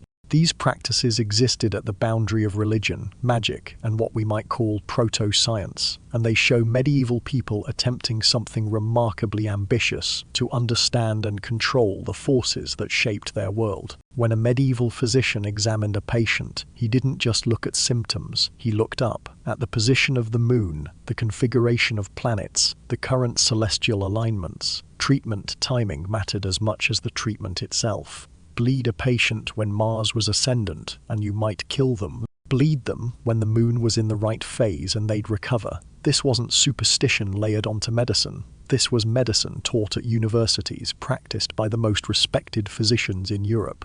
Astrology was mainstream science. The boundary between astronomy and astrology didn't exist the way we draw it now. Understanding celestial movements and understanding their influence on earthly events were parts of the same discipline, studied by the same scholars using the same mathematical tools. The worldview was comprehensive and internally consistent. The universe was an interconnected whole.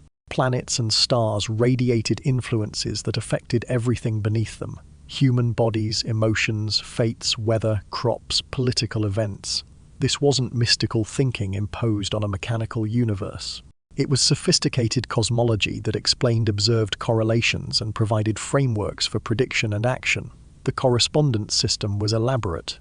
Each planet connected to specific metals, plants, stones, colors, organs. Saturn governed lead, melancholy, the spleen, old age, Saturday. Jupiter ruled tin, joy, the liver, prosperity, Thursday. These weren't arbitrary associations, but understood as manifestations of underlying cosmic principles. A physician treating liver disease would consider Jupiter's position. A farmer planting crops would time the work to favorable configurations. The practice required extensive training, complex mathematical calculations to determine planetary positions, elaborate charts mapping celestial influences at specific moments, detailed interpretation systems that took years to master. This was technical work demanding precision and expertise. Practitioners ranged from university scholars to street astrologers. University-trained physicians used astrology for diagnosis and timing treatments. Political advisors counseled rulers on auspicious moments for treaties, battles, coronations. Popular practitioners cast horoscopes for common people wanting guidance about marriage, business, travel. Different forms served different purposes. Natal astrology cast birth charts to determine personality and fate. The configuration of planets at your birth shaped who you were and what you'd become. Hori astrology answered specific questions by examining the heavens at the moment the question was asked. Electional astrology identified optimal timing for important actions. Mundane astrology predicted political events and natural disasters, but tension existed between accepted and forbidden applications. Using celestial knowledge for medicine and agriculture was acceptable. These were practical applications of natural philosophy. Using it to make detailed predictions about personal fate was problematic. If the stars determined everything, where was free will? Where was God's providence? The Church worried that deterministic astrology eliminated moral responsibility. This created underground practice. Astrologers who privately performed forbidden work while publicly maintaining orthodoxy. Texts written in code that taught prohibited techniques while appearing acceptable to censors. Elaborate systems for disguising practices that crossed theological lines. Rulers who publicly condemned astrology consulted astrologers privately. Physicians attributed astrological treatments to natural causes rather than celestial influence. Scholars pushed boundaries carefully. testing how far they could go without facing accusation of heresy or determinism. The material culture was extensive. Elaborate astronomical instruments, astrolabes, armillary spheres, quadrants, used for calculations. Beautifully illustrated manuscripts containing tables, diagrams, interpretive systems. Astrological talismans worn by thousands, objects created at calculated moments to capture and focus celestial influences. In 1524, astrologers across Europe predicted devastating floods based on a rare planetary conjunction. Cities prepared for disaster. Venice evacuated low-lying areas. The Pope commissioned prayers. February came. No floods occurred. This should have discredited astrology. Instead, astrologers immediately recalculated and explained the prediction error using more astrology. Their explanations were so mathematically sophisticated that even skeptics were impressed. The predictions failed, but the system was unfalsifiable. And that, paradoxically, is what made it work. Medieval astrology worked not because planets actually determine fate, but because it provided sophisticated systems for decision-making, pattern recognition, psychological insight. Modern analysis of astrological texts reveals genuine sophistication, understanding of periodic patterns, statistical thinking about probability, psychological astuteness about human behavior. Astrology declined not because it was proven false, but because the mechanical philosophy offered an alternative worldview that didn't require cosmic interconnection. What was lost wasn't just superstition, but a holistic understanding that integrated astronomy, medicine, psychology, and ethics into unified systems where everything connected to everything else. Astrology attempted to read destiny in the stars, working within natural law as medieval scholars understood it. But another practice went further, attempting not just to read fate but to change it, to transmute base materials into gold to achieve immortality, and to understand the fundamental principles of material reality. This practice was alchemy, and it was the medieval world's closest approach to experimental chemistry. It was also an obsession that consumed lives, fortunes, and sometimes souls. Alchemy was never one thing. It was multiple overlapping traditions that shared equipment and language, but pursued different goals through different methods. Some alchemists focused on practical metallurgy, improving metals, refining mining techniques, solving problems for patrons who needed better bronze for cannons or purer silver for currency. Others pursued medical alchemy, creating pharmaceutical compounds and searching for the elixir of life that would cure all disease and grant immortality. Still others treated laboratory work as spiritual discipline, seeing chemical transformation as metaphor and vehicle for inner transformation of the soul, but they all shared one central obsession, the philosopher's stone. This legendary substance was believed capable of transmuting base metals into gold and conferring immortality on those who possessed it. To modern ears, this sounds like pure fantasy, but it was based on coherent theoretical framework that made sense within medieval understanding of matter. All metals were believed to be compounds of mercury and sulfur in varying proportions. Metals grew in the earth over time, maturing slowly from lead through copper and tin toward gold, the perfect mature metal. Laboratory work could accelerate this natural process. If you understood the principles deeply enough, you could push any metal toward its golden perfection. The practitioners were remarkably diverse. University scholars who approached alchemy as natural philosophy, applying the same intellectual rigor they brought to any investigation. Wealthy patrons who funded elaborate laboratories hoping to solve fiscal problems through transmutation. Artisans who used alchemical techniques for practical metalworking while pursuing deeper mysteries on the side.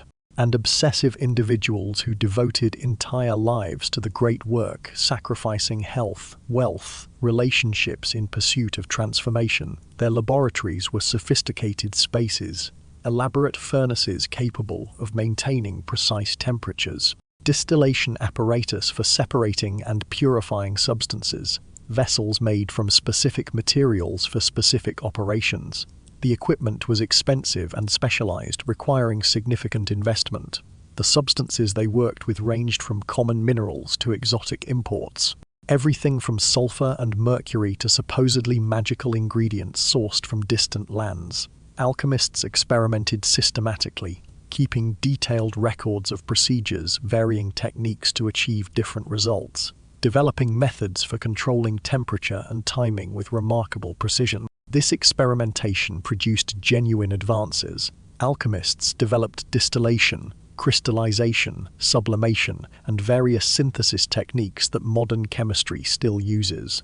They discovered new substances and compounds. They created pharmaceutical preparations that actually worked. The experimental method that would eventually become scientific practice was being refined in alchemical laboratories decades before it was formalized.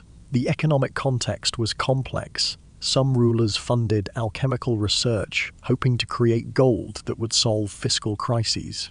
Some workshops supported themselves producing medicines and metallurgical services while pursuing the philosopher's stone as side project. And inevitably, fraudulent alchemists promised results they couldn't deliver, bilking investors through elaborate deceptions. Alchemical texts were written in deliberately obscure symbolic language. Procedures described in terms of mystical marriage, death, and resurrection, cosmic forces. The literature could be read as practical instruction for those who understood the codes, or as spiritual allegory for inner transformation. This ambiguity was sometimes intentional protection, sometimes genuine reflection of how alchemists understood their work. Some alchemists achieved wealth and reputation, not through making gold, but through the practical knowledge and substances they developed. Their metallurgical insights improved manufacturing. Their pharmaceutical compounds treated illness. Their experimental techniques advanced understanding of material transformation. But mysteries remain. Some alchemical texts describe processes that seem impossible yet were occasionally reported as successful by credible witnesses. In 1666, a Swiss physician published a detailed account of witnessing gold transmutation performed by a mysterious stranger.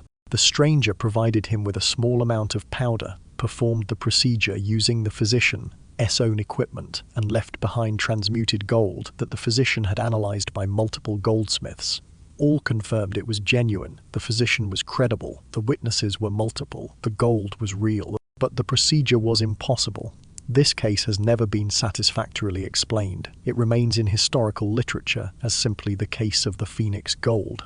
Alchemy's failure to achieve transmutation obscures its actual success. Alchemists developed experimental techniques, discovered new substances, created pharmaceutical compounds, generated knowledge that fed directly into the scientific revolution. When alchemy was finally abandoned as a discipline, it was like bulldozing a building while salvaging its materials. The new chemistry was built from alchemical practice, even while rejecting alchemical theory. Astrology and alchemy attempted to understand and manipulate natural forces through study and experimentation. But another tradition claimed to achieve supernatural effects through ritual, neither natural science nor diabolic witchcraft, but ceremonial magic that invoked angels and cosmic forces through elaborate procedures. This was high ritual magic, practiced by educated elites and preserved in gorgeously illustrated books that were simultaneously art objects, religious texts, and instruction manuals for performing impossible things. Open a grimoire, and you're not reading theory, you're reading instruction, step-by-step procedures for summoning spirits, creating talismans, gaining hidden knowledge, achieving specific supernatural effects.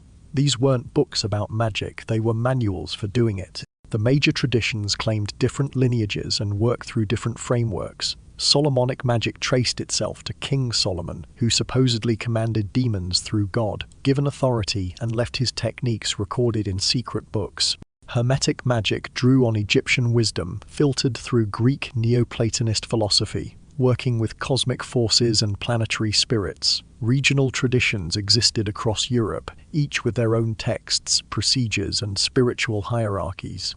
The contents were remarkably specific. Elaborate rituals for summoning angels or demons with precise instructions about timing, location, tools required, words to speak. Instructions for creating magical tools and talismans at astrologically determined moments. A ring forged when Jupiter was ascendant, engraved with specific symbols, consecrated through specific prayers.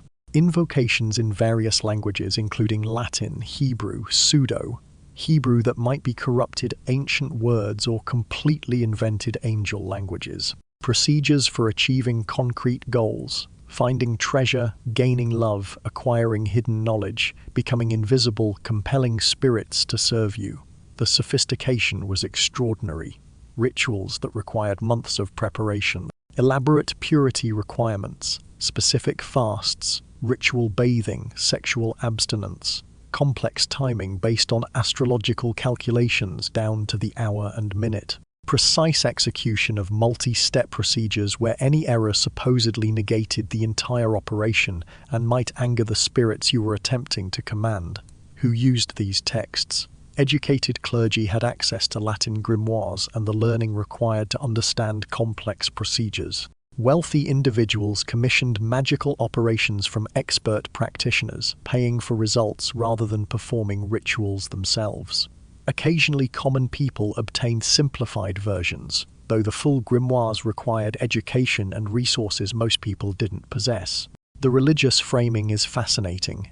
Many grimoires presented magical operations as deeply pious acts requiring prayer, fasting, moral purity. The rituals began with prayers to God, invoked divine names, required the practitioner to be in a state of grace. Magicians didn't see themselves opposing Christianity, but accessing divine power through specialized knowledge. They were working with angels and holy names, not demons. At least that is what they told themselves and anyone who questioned them. Famous grimoires circulated despite prohibition. The Key of Solomon was copied countless times, each manuscript slightly different but recognizably part of the same tradition. The Sworn Book of Honorius claimed angelic authorship and provided prayers that supposedly compelled spirits to obedience. The Munich Manual, discovered in a monastic library, contained procedures that monks apparently copied for their own use. Grimoires spread through networks that official prohibition couldn't stop. Monks copied them, sometimes out of genuine curiosity about forbidden knowledge. Wealthy bibliophiles collected them as rare texts. Once printing was invented, some grimoires were even published, though usually with disclaimers about historical interest rather than practical application. Archaeological and archival evidence suggests actual practice. Magical tools buried with care, created according to grimoire specifications. Lead discs inscribed with symbols and names that match grimoire formulas. Trial records where accused individuals describe procedures that perfectly align with authentic texts, demonstrating they actually read and attempted to follow the instructions. In the 1940s, an archaeologist excavating beneath a London house discovered a lead disc carefully inscribed with names, symbols, and a date, 1494. The inscriptions matched formulas from the Key of Solomon, a notorious grimoire of ritual magic. Someone in 1494 spent hours creating this talisman according to precise specifications, buried it in a specific location at a calculated time. The house above showed no signs of unusual fortune or disaster. The talisman, if it worked invisibly, or perhaps it is still working. It is in a museum now. No one knows if it should be. What did practitioners seek? Some wanted practical results, healing, protection, success in business or love. Others sought mystical knowledge and spiritual advancement, using magic as path to understanding cosmic mysteries. Some seemed driven by intellectual curiosity about reality's boundaries, testing whether the impossible could be made actual through proper technique. The relationship to demonic magic was theoretically clear but practically blurry. Grimoires distinguished between invoking angels versus summoning demons. But some rituals invoked beings whose moral status was ambiguous. Spirits who weren't clearly angelic or demonic, and some practitioners were willing to work with any spiritual entity that offered power, regardless of theological concerns about its nature. Grimoire traditions survived into modern occultism. Contemporary practitioners still use medieval texts, performing rituals from books written 500 years ago. What was forbidden knowledge to medieval magicians remains living tradition for some communities today, suggesting these texts still exert strange power, even if not the power they promise. The grimoires promised power through knowledge, hidden techniques passed through secret books available to those willing to learn and practice. But knowledge came from other sources too. Some claimed direct revelation from spiritual beings through dreams and visions. Others insisted certain places held power that could be accessed through pilgrimage and ritual. and the most controversial practitioners claimed knowledge came through direct mystical experience that transcended both learning and revelation, uniting the soul with the divine through techniques the Church called heresy and the practitioners called the highest truth. The Church taught a clear path to God through sacraments administered by priests, through official doctrine interpreted by bishops, through the hierarchy that mediated between humanity and divinity. You approached God through the institution, not around it. That was the rule, but across medieval Europe, certain individuals claimed something else entirely. They said they experienced God directly, unmediated, without clergy, without sacrament, without institutional approval. They touched the divine through practices the Church couldn't control and had visions that sometimes contradicted what the Church taught. Some became famous. Hildegard of Bingen experienced elaborate visions that she recorded in illuminated manuscripts, complex cosmological revelations that she claimed came directly from God. Meister Eckhart preached sermons about union with God so complete that the soul and the divine became indistinguishable. His teachings were condemned as heretical after his death. Marguerite Porete wrote a book describing how the soul united with God transcended the need for church, for sacrament, for external religious observance. They burned her book, then they burned her. But mysticism wasn't limited to famous names. Many ordinary religious people pursued contemplative practices that induced altered states of consciousness. Nuns in convents, monks in cells, lay people in private devotion, seeking direct experience of what they believed was ultimate reality. The techniques varied but followed patterns. Extended fasting that altered brain chemistry and consciousness. Sleep deprivation that made boundaries between waking and dreaming permeable, between ordinary perception and visionary experience. Repetitive prayer, the same words said thousands of times until they lost meaning and became pure sound, pure rhythm, inducing trance states. Physical mortification that pushed the body to extremes where pain itself became doorway to something beyond pain. Meditative focus that concentrated awareness so intensely that everything else disappeared and only the object of contemplation remained.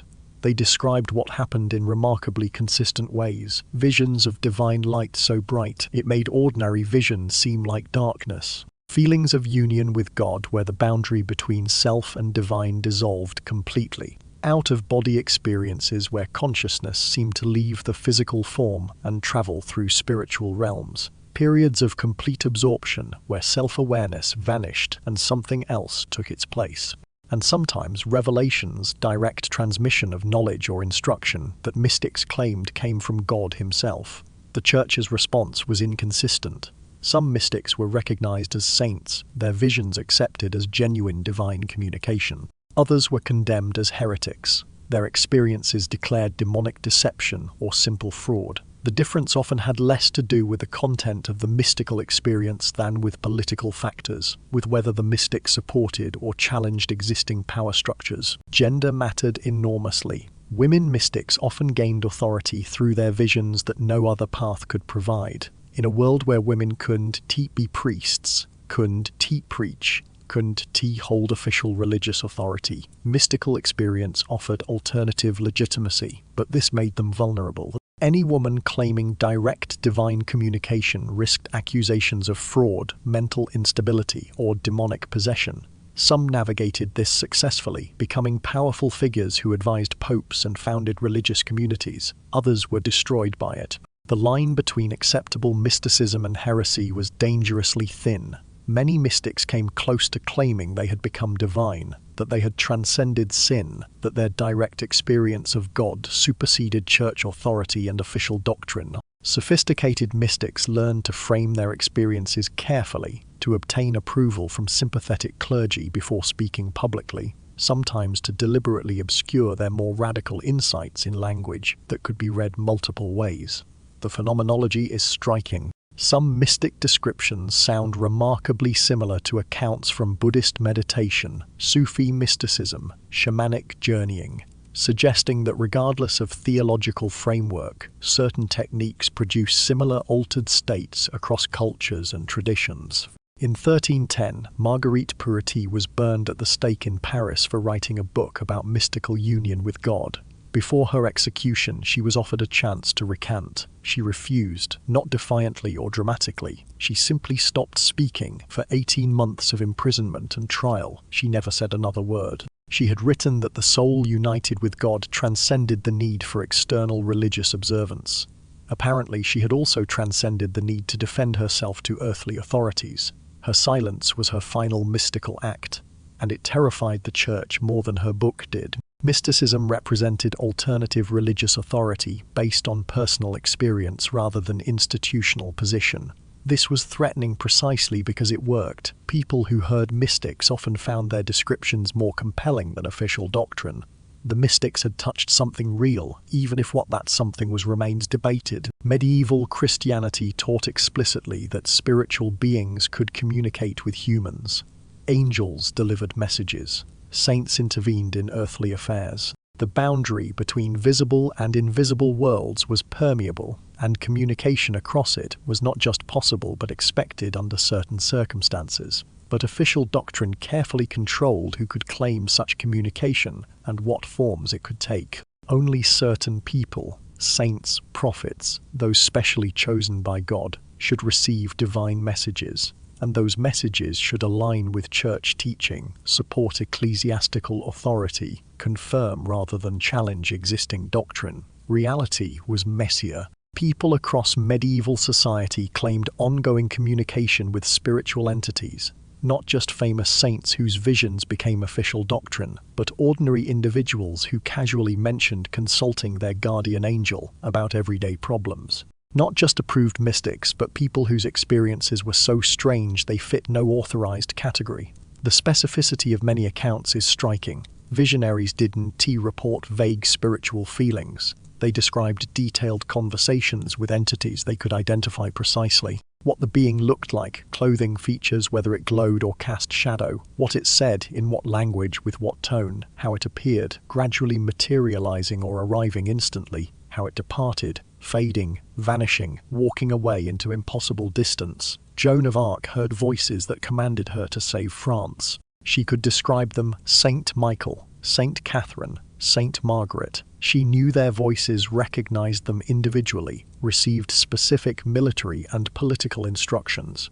Those voices led her to extraordinary success. Then those same voices led her to the stake. The church burned her for following divine guidance she claimed was genuine. Later they declared her a saint. The voices were condemned, then authenticated, depending on political convenience. But Joan wasn't unique in claiming such experiences. Trial records show ordinary people mentioning guardian angel communications as unremarkable fact. Letters between correspondents reference guidance from saints. Religious writings describe visionary experience as normal, expected, available to anyone pursuing proper devotion. In 1425, a peasant woman in Brittany reported that Saint Michael appeared to her and provided specific military intelligence about English troop movements. The local lord, desperate for information, tested her claims. Everything she reported was accurate, including details that wouldn't be confirmed for weeks. She could read, had never travelled, and had no possible access to intelligence sources. The Lord used her information for 3 months. Then suddenly, she said, Saint Michael stopped appearing. The visions never returned. She lived 30 more years as a normal peasant. She never sought fame or money. She simply reported what she experienced. It proved accurate, and then it ended. No one, then or now, has satisfactorily explained what happened. Authorities tried to distinguish authentic from fraudulent visions. They developed theological tests checking whether visions aligned with doctrine. They observed behavior looking for signs of holiness or deception. They attempted to determine whether visions came from divine or demonic sources, but the tests were inconsistent, politically influenced. Identical experiences might be authenticated in one context, condemned in another. The content varied wildly. Some visionaries received prophecies about future events. Others got theological teachings that sometimes contradicted official doctrine. Some received practical instructions about everyday life, where to find lost objects, whom to trust, which path to take. Others got mystical knowledge about cosmic structure, the nature of reality, secrets of creation. The phenomenology is remarkably consistent across time and cultures. Beings of light, transmission of complex information without words. Communication that transcends language, feelings of profound significance.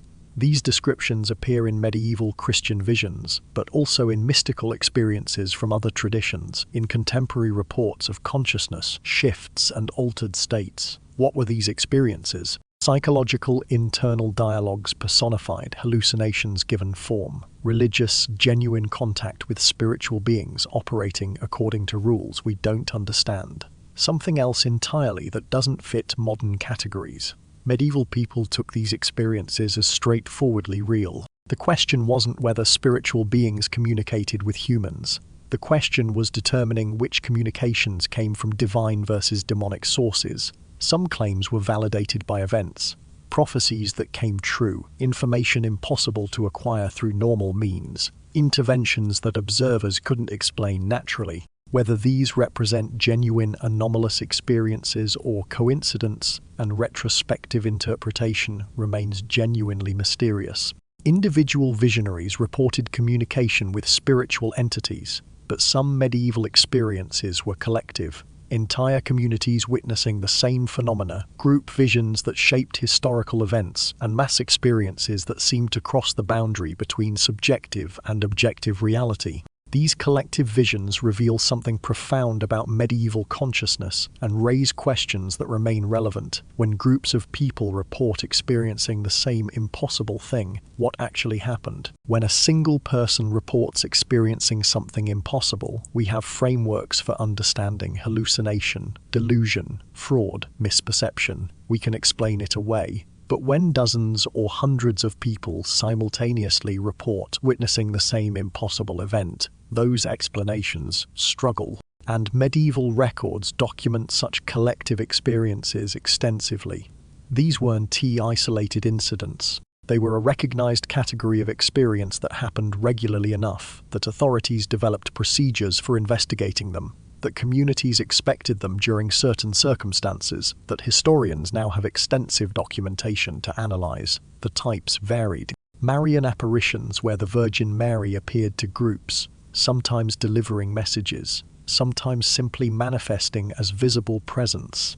Celestial phenomena interpreted as divine signs, unusual lights, crosses appearing in the sky. What witnesses described as battles between celestial armies. Mass hauntings where entire communities experienced supernatural events simultaneously. Religious processions where participants reported shared visions that went beyond the ritual itself into genuinely anomalous territory. Specific cases are well documented. The Children's Crusade saw thousands of youth claim divine guidance driving them toward the Holy Land. Dancing mania struck communities repeatedly, people dancing uncontrollably for hours or days, some reporting visions during the exhaustion-induced altered states. Various villages witnessed local apparitions that entire populations confirmed, creating pilgrimage sites that sometimes remain active centuries later. In 1251, in the French town of Le Puy, over 1,000 people gathered for a religious festival. Contemporary accounts from multiple independent sources, church records, civic documents, personal letters, agree on what happened next. Everyone present simultaneously saw a column of light descend onto the cathedral, heard voices singing in unknown languages, and smelled an overwhelming fragrance described as not of this earth. The experience lasted nearly an hour. Hardened skeptics in attendance reported the same events. The most fascinating detail, this wasn't unique. Medieval records document dozens of similar mass visionary events. They weren't all religious, they weren't all explained, and they happened to thousands of witnesses who all saw the same impossible thing. What actually happened? Frameworks struggle to contain the evidence. Psychological explanations invoke mass hysteria, social contagion, shared cultural expectations that predispose people to interpret ambiguous stimuli as supernatural. These explanations work for some cases, but they strain when applied to events with multiple independent witnesses, including skeptics. When accounts are documented immediately rather than after collective narrative has developed, when physical traces supposedly remain. Historical explanations suggest political propaganda or religious manipulation. Some collective visions certainly served political purposes, But this doesn't explain cases where authorities were surprised or dismayed by the visions, where the experiences challenged rather than supported existing power.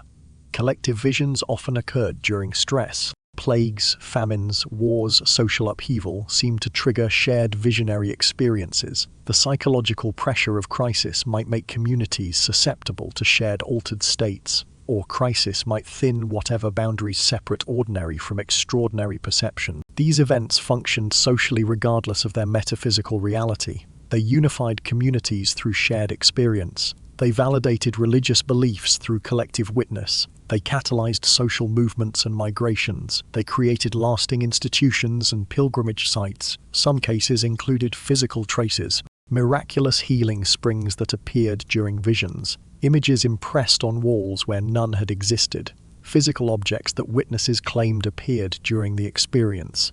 These traces complicate purely psychological explanations. Medieval epistemology treated shared witness as validation. Multiple observers made something more true, not less. Divine intervention often worked through public demonstration precisely so that many could witness and testify. This differs fundamentally from modern skepticism about mass experiences. Documentation presents challenges. Eyewitness accounts agree on core events but differ in details. Reports written after the fact may incorporate later interpretation. Distinguishing genuine shared experience from shared narrative developed afterward is often impossible. Some collective visions reported physical effects that seemed objective, multiple blind people gaining sight simultaneously, documented healings witnessed by crowds, phenomena recorded by observers who didn't believe but couldn't deny something occurred. Collective medieval visions remain genuinely mysterious. Neither complete skepticism nor complete acceptance fits all evidence. What happened in the medieval mind individually and collectively when entire communities reported experiencing the impossible? The question remains open, suggesting medieval consciousness operated according to principles we still don't fully understand. Whether these collective experiences were psychological, spiritual, or something else entirely, they reveal that medieval people lived in a world where the boundary between natural and supernatural was permeable. But that permeability created constant anxiety. If divine forces could intervene in human affairs, so could demonic ones. Medieval people lived in constant awareness of invisible warfare between good and evil forces, and they developed elaborate strategies to protect themselves from the dark side of that supernatural world. Those protection strategies consumed enormous social energy, shaped daily life, and sometimes went terribly, murderously wrong. Medieval people lived in a world at war, not just human wars with armies and sieges, though those were constant enough. They lived in spiritual war that never stopped, that happened everywhere simultaneously, that they couldn't see but absolutely believed was happening around them every moment of every day. Demons were real, not metaphor, not symbol. Real entities with intelligence, power, and malicious intent. Fallen angels who had chosen rebellion and now devoted themselves to corrupting, possessing, and destroying human souls. This wasn't abstract theology discussed by scholars in distant universities. This was lived reality that shaped how people understood everything that happened to them. Crop failure wasn't just bad weather or poor soil. It might be demonic interference. Illness wasn't just natural misfortune, it could be demonic attack. Accidents, nightmares, intrusive thoughts, sudden anger, sexual desire you shouldn't feel, all potentially demonic influence. Mental disturbance was often understood as possession, the demon taking control of a person's body and mind from within. The theological framework was elaborate. Satan and his legions were fallen angels who retained significant power over the material world. They could assume physical forms or remain invisible. They specialized in different types of temptation. Some focused on pride, others on lust, still others on wrath or despair. They sought to claim souls for hell through any means available. Classification systems catalogued them. Theological texts organized demons by their former angelic rank, by their specializations, by their behaviors and preferred methods of attack. Some texts even listed their names and specific characteristics. This knowledge drew from multiple sources, Christian theology certainly, but also Jewish and Islamic magical traditions that had their own sophisticated demon catalogues. The belief shaped everything. Constant vigilance became necessary. Prayers upon waking, prayers before sleep, prayers before eating, before traveling, before any significant action. Holy water, blessed spaces. Crosses provided protection. Protective charms were worn or carried. Moral behavior wasn't just about salvation in the abstract, it was practical defense. Sin created openings for demonic attack. Living righteously closed those openings. Communities watched each other for signs of demonic influence. Sudden personality changes, unexplained illnesses, unusual behaviors that suggested something wrong, something influenced from outside. This surveillance served social functions beyond theology. It explained suffering that otherwise had no explanation. It reinforced moral behavior through fear of consequences, both spiritual and social. It created community cohesion through shared struggle against common enemies. Specific demon types terrified people particularly. Incubus and succubus, demons engaged in sexual activity with sleeping humans, causing nightmares and sometimes believed to produce demonic offspring. Possessing demons took control of bodies, speaking through their victims, causing convulsions and behaviors the person wouldn't choose. Witchcraft demons provided power to humans who made pacts with them, enabling impossible acts through demonic aid. Trial records preserve accounts of claimed demonic encounters. People describing temptations, attacks during prayer, visible manifestations that terrified them. Religious writings reported ongoing spiritual combat. Folklore encoded practical knowledge about how demons operated and how to protect against them. Visual culture made the invisible visible. Church walls displayed demons in horrifying detail, grotesque forms, bestial features, images designed to terrify and warn. Morality plays performed demons as characters, making the theological abstract into something people could see and hear. Illustrated manuscripts showed demon hierarchies, their forms and attributes, making systematic knowledge accessible to those who could afford such books. When crisis struck, plague, famine, inexplicable suffering, the framework existed to blame demonic activity. And if demons were working through human agents, those agents needed to be identified and eliminated. What seems paranoid from outside the worldview was rational risk management from within it.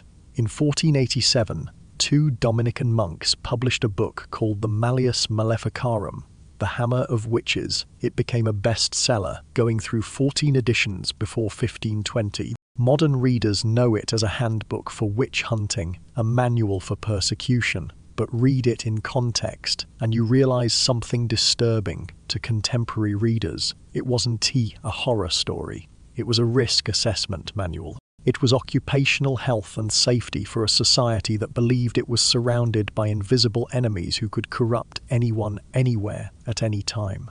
The terror that drove the witch hunts wasn't irrational. It was completely rational. Once you accepted the premise that the book's readers genuinely, honestly, completely believed demons are real, they re-hear and they re-winning. The belief in demonic presence created a society on permanent alert for signs of supernatural attack. And authorities taught people exactly what those signs were: specific behaviors, particular misfortunes, certain accusations that indicated demonic activity was present. They created checklists, diagnostic criteria, and investigative procedures. They trained people to recognize the enemy. And then they were shocked when people started seeing the enemy everywhere. The witch hunt mechanism was set. All it needed was a trigger. Witch hunts weren't constant features of medieval life. They intensified dramatically in the 15th through 17th centuries, following patterns that repeated with disturbing consistency across regions. Understanding those patterns reveals not random persecution, but systematic machinery designed to identify, extract confession from, and execute alleged witches. The progression was predictable. An initial accusation often sparked by specific misfortune, sudden death, crop failure, mysterious illness, livestock dying without explanation. Someone needed to be blamed. Someone usually was. Then came investigation. Authorities questioned the accused, sought additional accusations from neighbors, built cases that often started with suspicion and ended with certainty regardless of actual evidence. Torture was explicitly permitted in witch trials, designed to extract confession and names of accomplices. the key element that made hunts cascade out of control. Each confession generated new accusations. Under torture, people named others to make the pain stop. Those others were arrested, tortured, and named more. The web expanded exponentially until entire communities were implicated in conspiracies that existed only in confessions extracted through systematic brutality. Social contexts mattered. Witch hunts erupted in communities under stress from plague, famine, war. In regions with religious conflict between Protestant and Catholic areas where each side accused the other of harboring witches. During times of social change that disrupted traditional hierarchies and made people anxious about their place in society.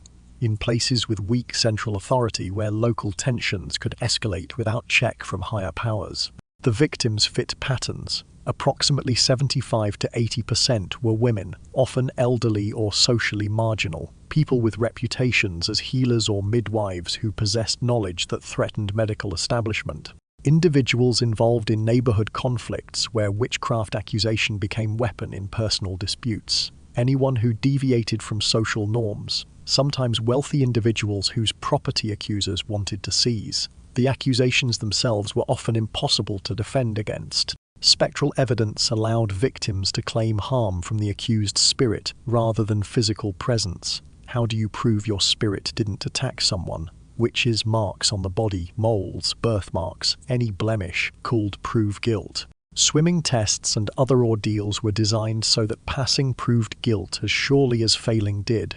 The legal framework abandoned normal protections, rules of evidence were suspended. Accusers could testify anonymously. The accused had to prove innocence rather than prosecutors proving guilt. This inversion of justice made conviction nearly inevitable once accusation was made. Professional witch hunters emerged, specializing in identifying and prosecuting witches. They moved from region to region offering services, profited from each prosecution, and had financial incentive to find witches everywhere they looked.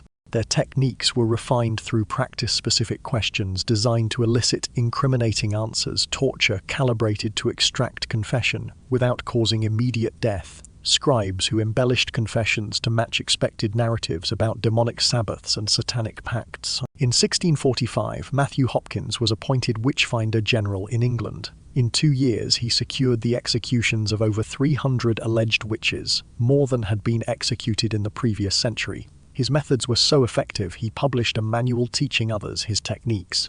Then, in 1647, he suddenly stopped. He retired, moved away, and died within a year. Rumors said he was tested by his own methods and found guilty, forced to experience the system he de-perfected. The rumors are probably false. But here is what is true: Hopkins' techniques worked. Not because they found actual witches, but because they were designed to produce confessions regardless of truth. He didn't discover a witch conspiracy, he manufactured one, and he proved that with the right techniques you could manufacture one anywhere. The system was self-perpetuating. Each execution proved the threat was real. Each confession validated the process. Each new accusation seemed to reveal expanding conspiracy requiring more investigation, more torture, more executions. But witch hunts weren't inevitable. Some communities resisted. Local authorities who refused to proceed despite pressure. Villages that protected accused individuals. Regions where skepticism remained strong. Witch hunts required specific conditions, social stress, legal frameworks that permitted them, authorities willing to prosecute. Where these elements were missing, hunts didn't occur even though witch belief existed. The human toll was staggering. Between 40,000 and 60,000 executions for witchcraft in Europe between 1400 and 1750.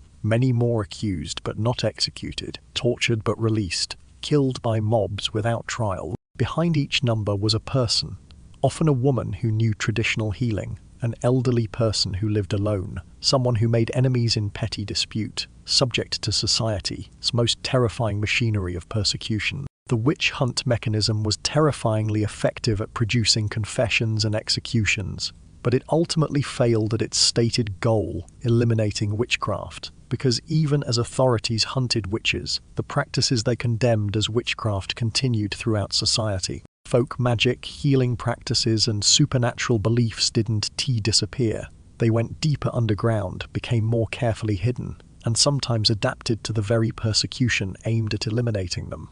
The story of medieval forbidden practices doesn't end with the witch hunts. It ends with survival, adaptation, and the stubborn persistence of beliefs and practices that authorities could never fully eradicate. Persecution failed. Despite centuries of witch hunts, despite thousands of executions, despite systematic campaigns to eradicate forbidden practices, the practices didn't die. They adapted. They went underground. They survived in forms that authorities didn't recognize or couldn't reach. The survival strategies were sophisticated. Some practices were encoded in folk customs that seemed innocent to outside observers. A seasonal celebration that appeared Christian but preserved pre-Christian timing and elements. A children's rhyme that sounded like nonsense but actually contained instructions for preparing herbal remedies. Domestic advice passed mother to daughter that encoded botanical knowledge authorities had declared forbidden.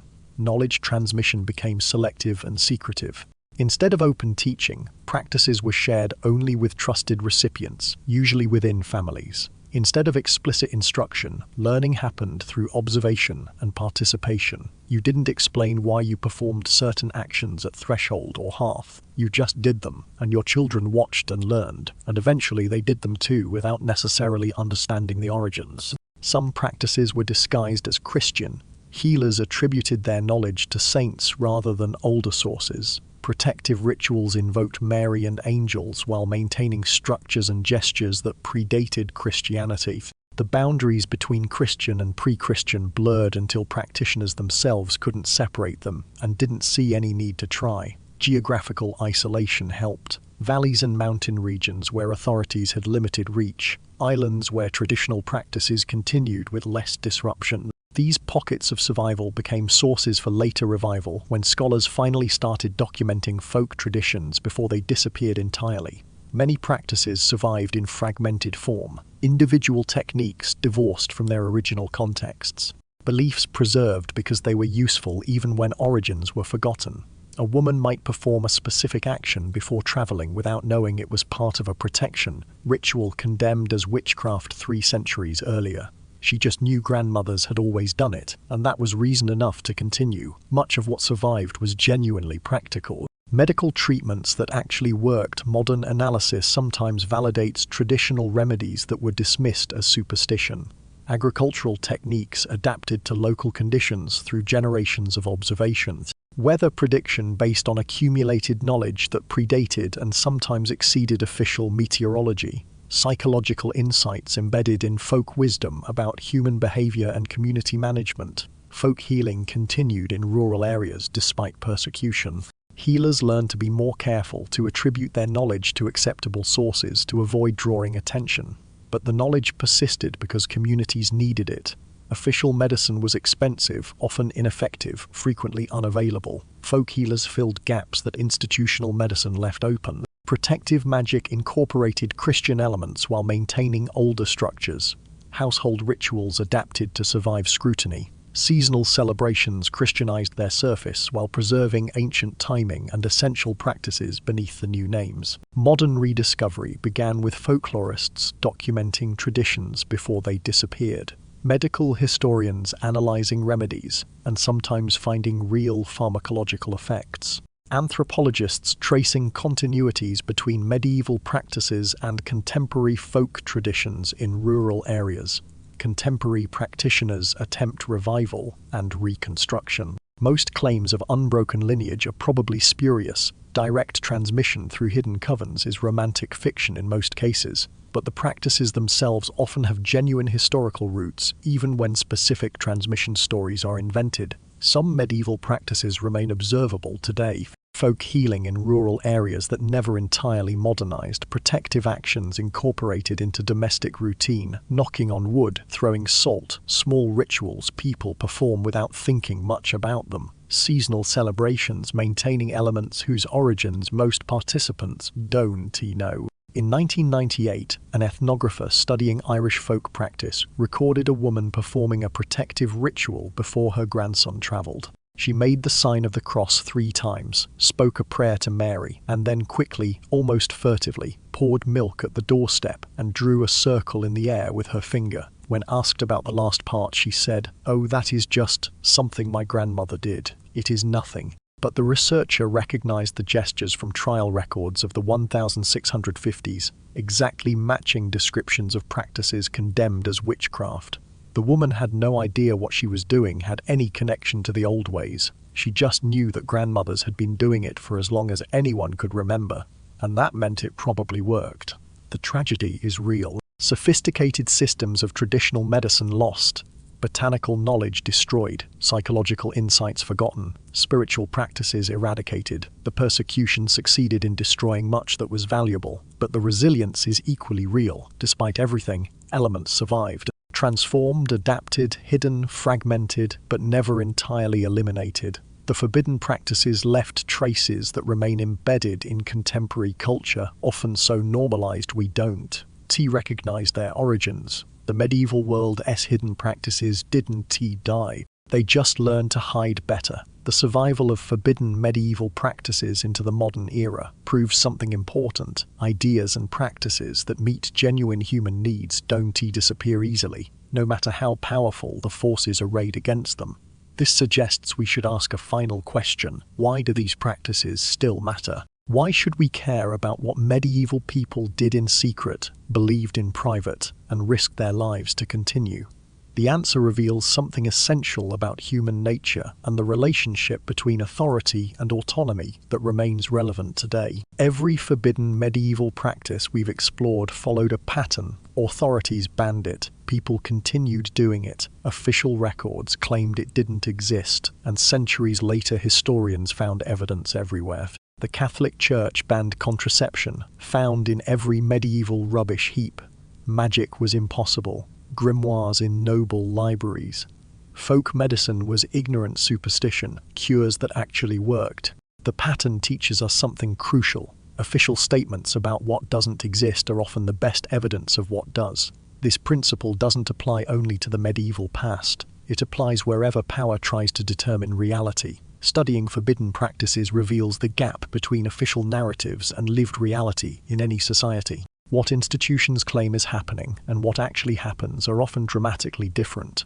Medieval church records present a unified Christian society following doctrine. Archaeological evidence shows people practicing folk religion that blended Christianity with older beliefs. Legal records document prohibited activities. Economic evidence shows those activities thriving in shadow markets. The gap exists everywhere, and learning to recognize it changes how we read any official narrative. Ordinary people have always found ways to meet their needs regardless of prohibitions. Black markets, underground practices, creative reinterpretation of rules. Medieval people needed reproductive control despite church bans, so they developed and shared that knowledge in secret. They needed healing despite official medicine's failures, so they maintained folk practices that actually worked. This reveals something fundamental about human adaptability and resistance to control. When authority prohibits what people genuinely need, people don't stop needing it. They just find other ways. What authorities most aggressively suppress is often what most threatens their power. Not necessarily what is most harmful, but what is most challenging to authority itself. The pattern of medieval prohibition is revealing. Reproductive control threatened patriarchal authority over women's bodies. Alternative healing threatened the church's monopoly on medicine and miracles. Direct spiritual experience threatened institutional religion's role as mediator between humans and divine. Independent knowledge transmission threatened elite control over education and truth. The practices weren't banned because they were dangerous. They were banned because they offered autonomy. This mirrors contemporary dynamics precisely. Knowledge that challenges medical establishments. Spiritual practices outside institutional religion. Traditional wisdom dismissed as superstition despite practical effectiveness. Indigenous knowledge systems ignored by official science. The patterns haven't changed. Power still tries to monopolize what can be known, who can know it, and how knowledge can be transmitted. Forbidden knowledge often contains genuine practical value that authorities ignore or deny. Medieval examples are clear. healers who understood infection control centuries before germ theory, botanical practitioners who developed effective treatments from psychoactive plants, underground anatomists who discovered surgical techniques official medicine wouldn't acknowledge. They were suppressed not because they were wrong, but because they came from unauthorized sources. Truth from the wrong people is more threatening than lies from approved authorities. People create meaning and community through practices that authorities can't fully control. Medieval underground religious communities, folk practices shared among neighbors, secret knowledge networks spanning cities and regions. These created spaces of autonomy even under oppressive conditions. The psychological importance is profound, having practices that are truly yours, knowledge that isn't mediated by authority, experiences that institutions can't validate or invalidate. Medieval forbidden practices reveal the fundamental human need for agency, to have some sphere of life that is self-determined rather than externally controlled. Official history is always partial, biased toward power, missing the stories of ordinary people and marginalized communities. The recovery of forbidden practices corrects this. It shows medieval life from the bottom up rather than top down. It teaches us methodology, read sources against the grain to see what they accidentally reveal. Value material culture and archaeological evidence that shows what people actually did rather than what authorities said they did. Recognize that silence in official records often indicates something important happening that authorities couldn't or wouldn't document. The study of medieval forbidden practices isn't just about the past. It is methodology for understanding how power and resistance function in any society, including our own. The patterns we've explored remain relevant. Authorities still suppress knowledge that threatens control. People still find ways to resist and create autonomy. The gap between official narratives and lived reality continues to exist. Understanding the patterns of forbidden knowledge helps us recognize similar dynamics in our own time. But there is another dimension to why these practices matter. They reveal alternative ways of knowing, being, and organizing society that mainstream history has erased. In losing knowledge of these practices, we've lost not just historical information, but possibilities, other ways humans might live, think, and structure their world. Recovering that knowledge, even partially, expands our sense of what is possible. Medieval forbidden practices didn't just contain different knowledge. They embodied different ways of knowing entirely, different epistemologies that operated on fundamentally different assumptions about how humans access truth and validate what they know. Experiential knowledge was validated through direct personal experience, rather than textual authority. Healers knew their remedies worked because they'd seen results over decades, not because any book said so, not because logical reasoning predicted it, because they tried it hundreds of times and watched what happened. Mystics knew their practices produced altered states because they experienced those states. Practitioners knew techniques were effective because they witnessed the effects. This contrasted sharply with scholastic knowledge that depended on textual authority and logical deduction from accepted premises. Experiential knowledge had value and limitations. It could identify effective practices without understanding mechanisms. A healer might know that a particular plant combination treated infection without knowing anything about bacteria or immune response. But experiential knowledge could also mistake correlation for causation, attributing effects to actions that were coincidental rather than causal. Traditional knowledge was validated through collective intergenerational transmission. If a practice had been performed for generations and the community continued it, that itself was validation. This epistemology valued continuity and collective wisdom over innovation and individual insight. It preserved knowledge effectively. Practices survived for centuries through oral tradition, but it also made knowledge resistant to change, sometimes maintaining practices long after they lost effectiveness or relevance. Intuitive knowledge claimed direct insight without logical argumentation. Mystics who simply knew divine truths without reasoning their way there. Practitioners who worked by feel rather than technique, who could explain how they knew what to do but consistently got results anyway. Folk wisdom that operated through patterns and associations rather than causal analysis. In 1656, a French priest documented a healer who could diagnose illness by examining urine without tasting it, touching it, or interacting with the patient at all. She would look at the sample for several minutes, then accurately describe symptoms the patient hadn't mentioned. The priest demanded to know her technique. She said there wasn't T1, she just looked until she knew. He concluded she was either a fraud or a witch. But here is what is interesting. Modern historians examining records found her diagnoses were accurate roughly 80% of the time. How did she know? The question assumes knowing requires a method you can describe. But what if some ways of knowing don't work that way? What if the Enlightenment's insistence that all knowledge be explicable actually excluded forms of knowledge that were real but operated differently? Symbolic knowledge encoded information in stories, images, rituals, rather than explicit statements. Medieval folk practices often contained practical information disguised as narrative or embedded in symbolic actions. This protected knowledge from suppression. Authorities could ban what they could recognize, but it also made knowledge difficult to access without initiation into the symbolic system. When modernity elevated empirical science as the only valid epistemology, we gained precision, testability, systematic understanding. But we lost recognition that other ways of knowing might access genuine insight. Contemporary movements are recovering appreciation for epistemological diversity. Recognition of indigenous knowledge in environmental science, incorporation of contemplative practice in psychology and medicine, validation of experiential knowledge in various fields. The tension remains. How do we respect alternative epistemologies without abandoning critical thinking? How do we recognize that experiential knowledge, traditional wisdom, and intuitive insight can be valuable without accepting all claims uncritically? Studying medieval practices helps with this balance. We can see how different epistemologies worked in historical context, understand both their strengths and limitations, appreciate that knowledge validation is always contextual rather than absolute.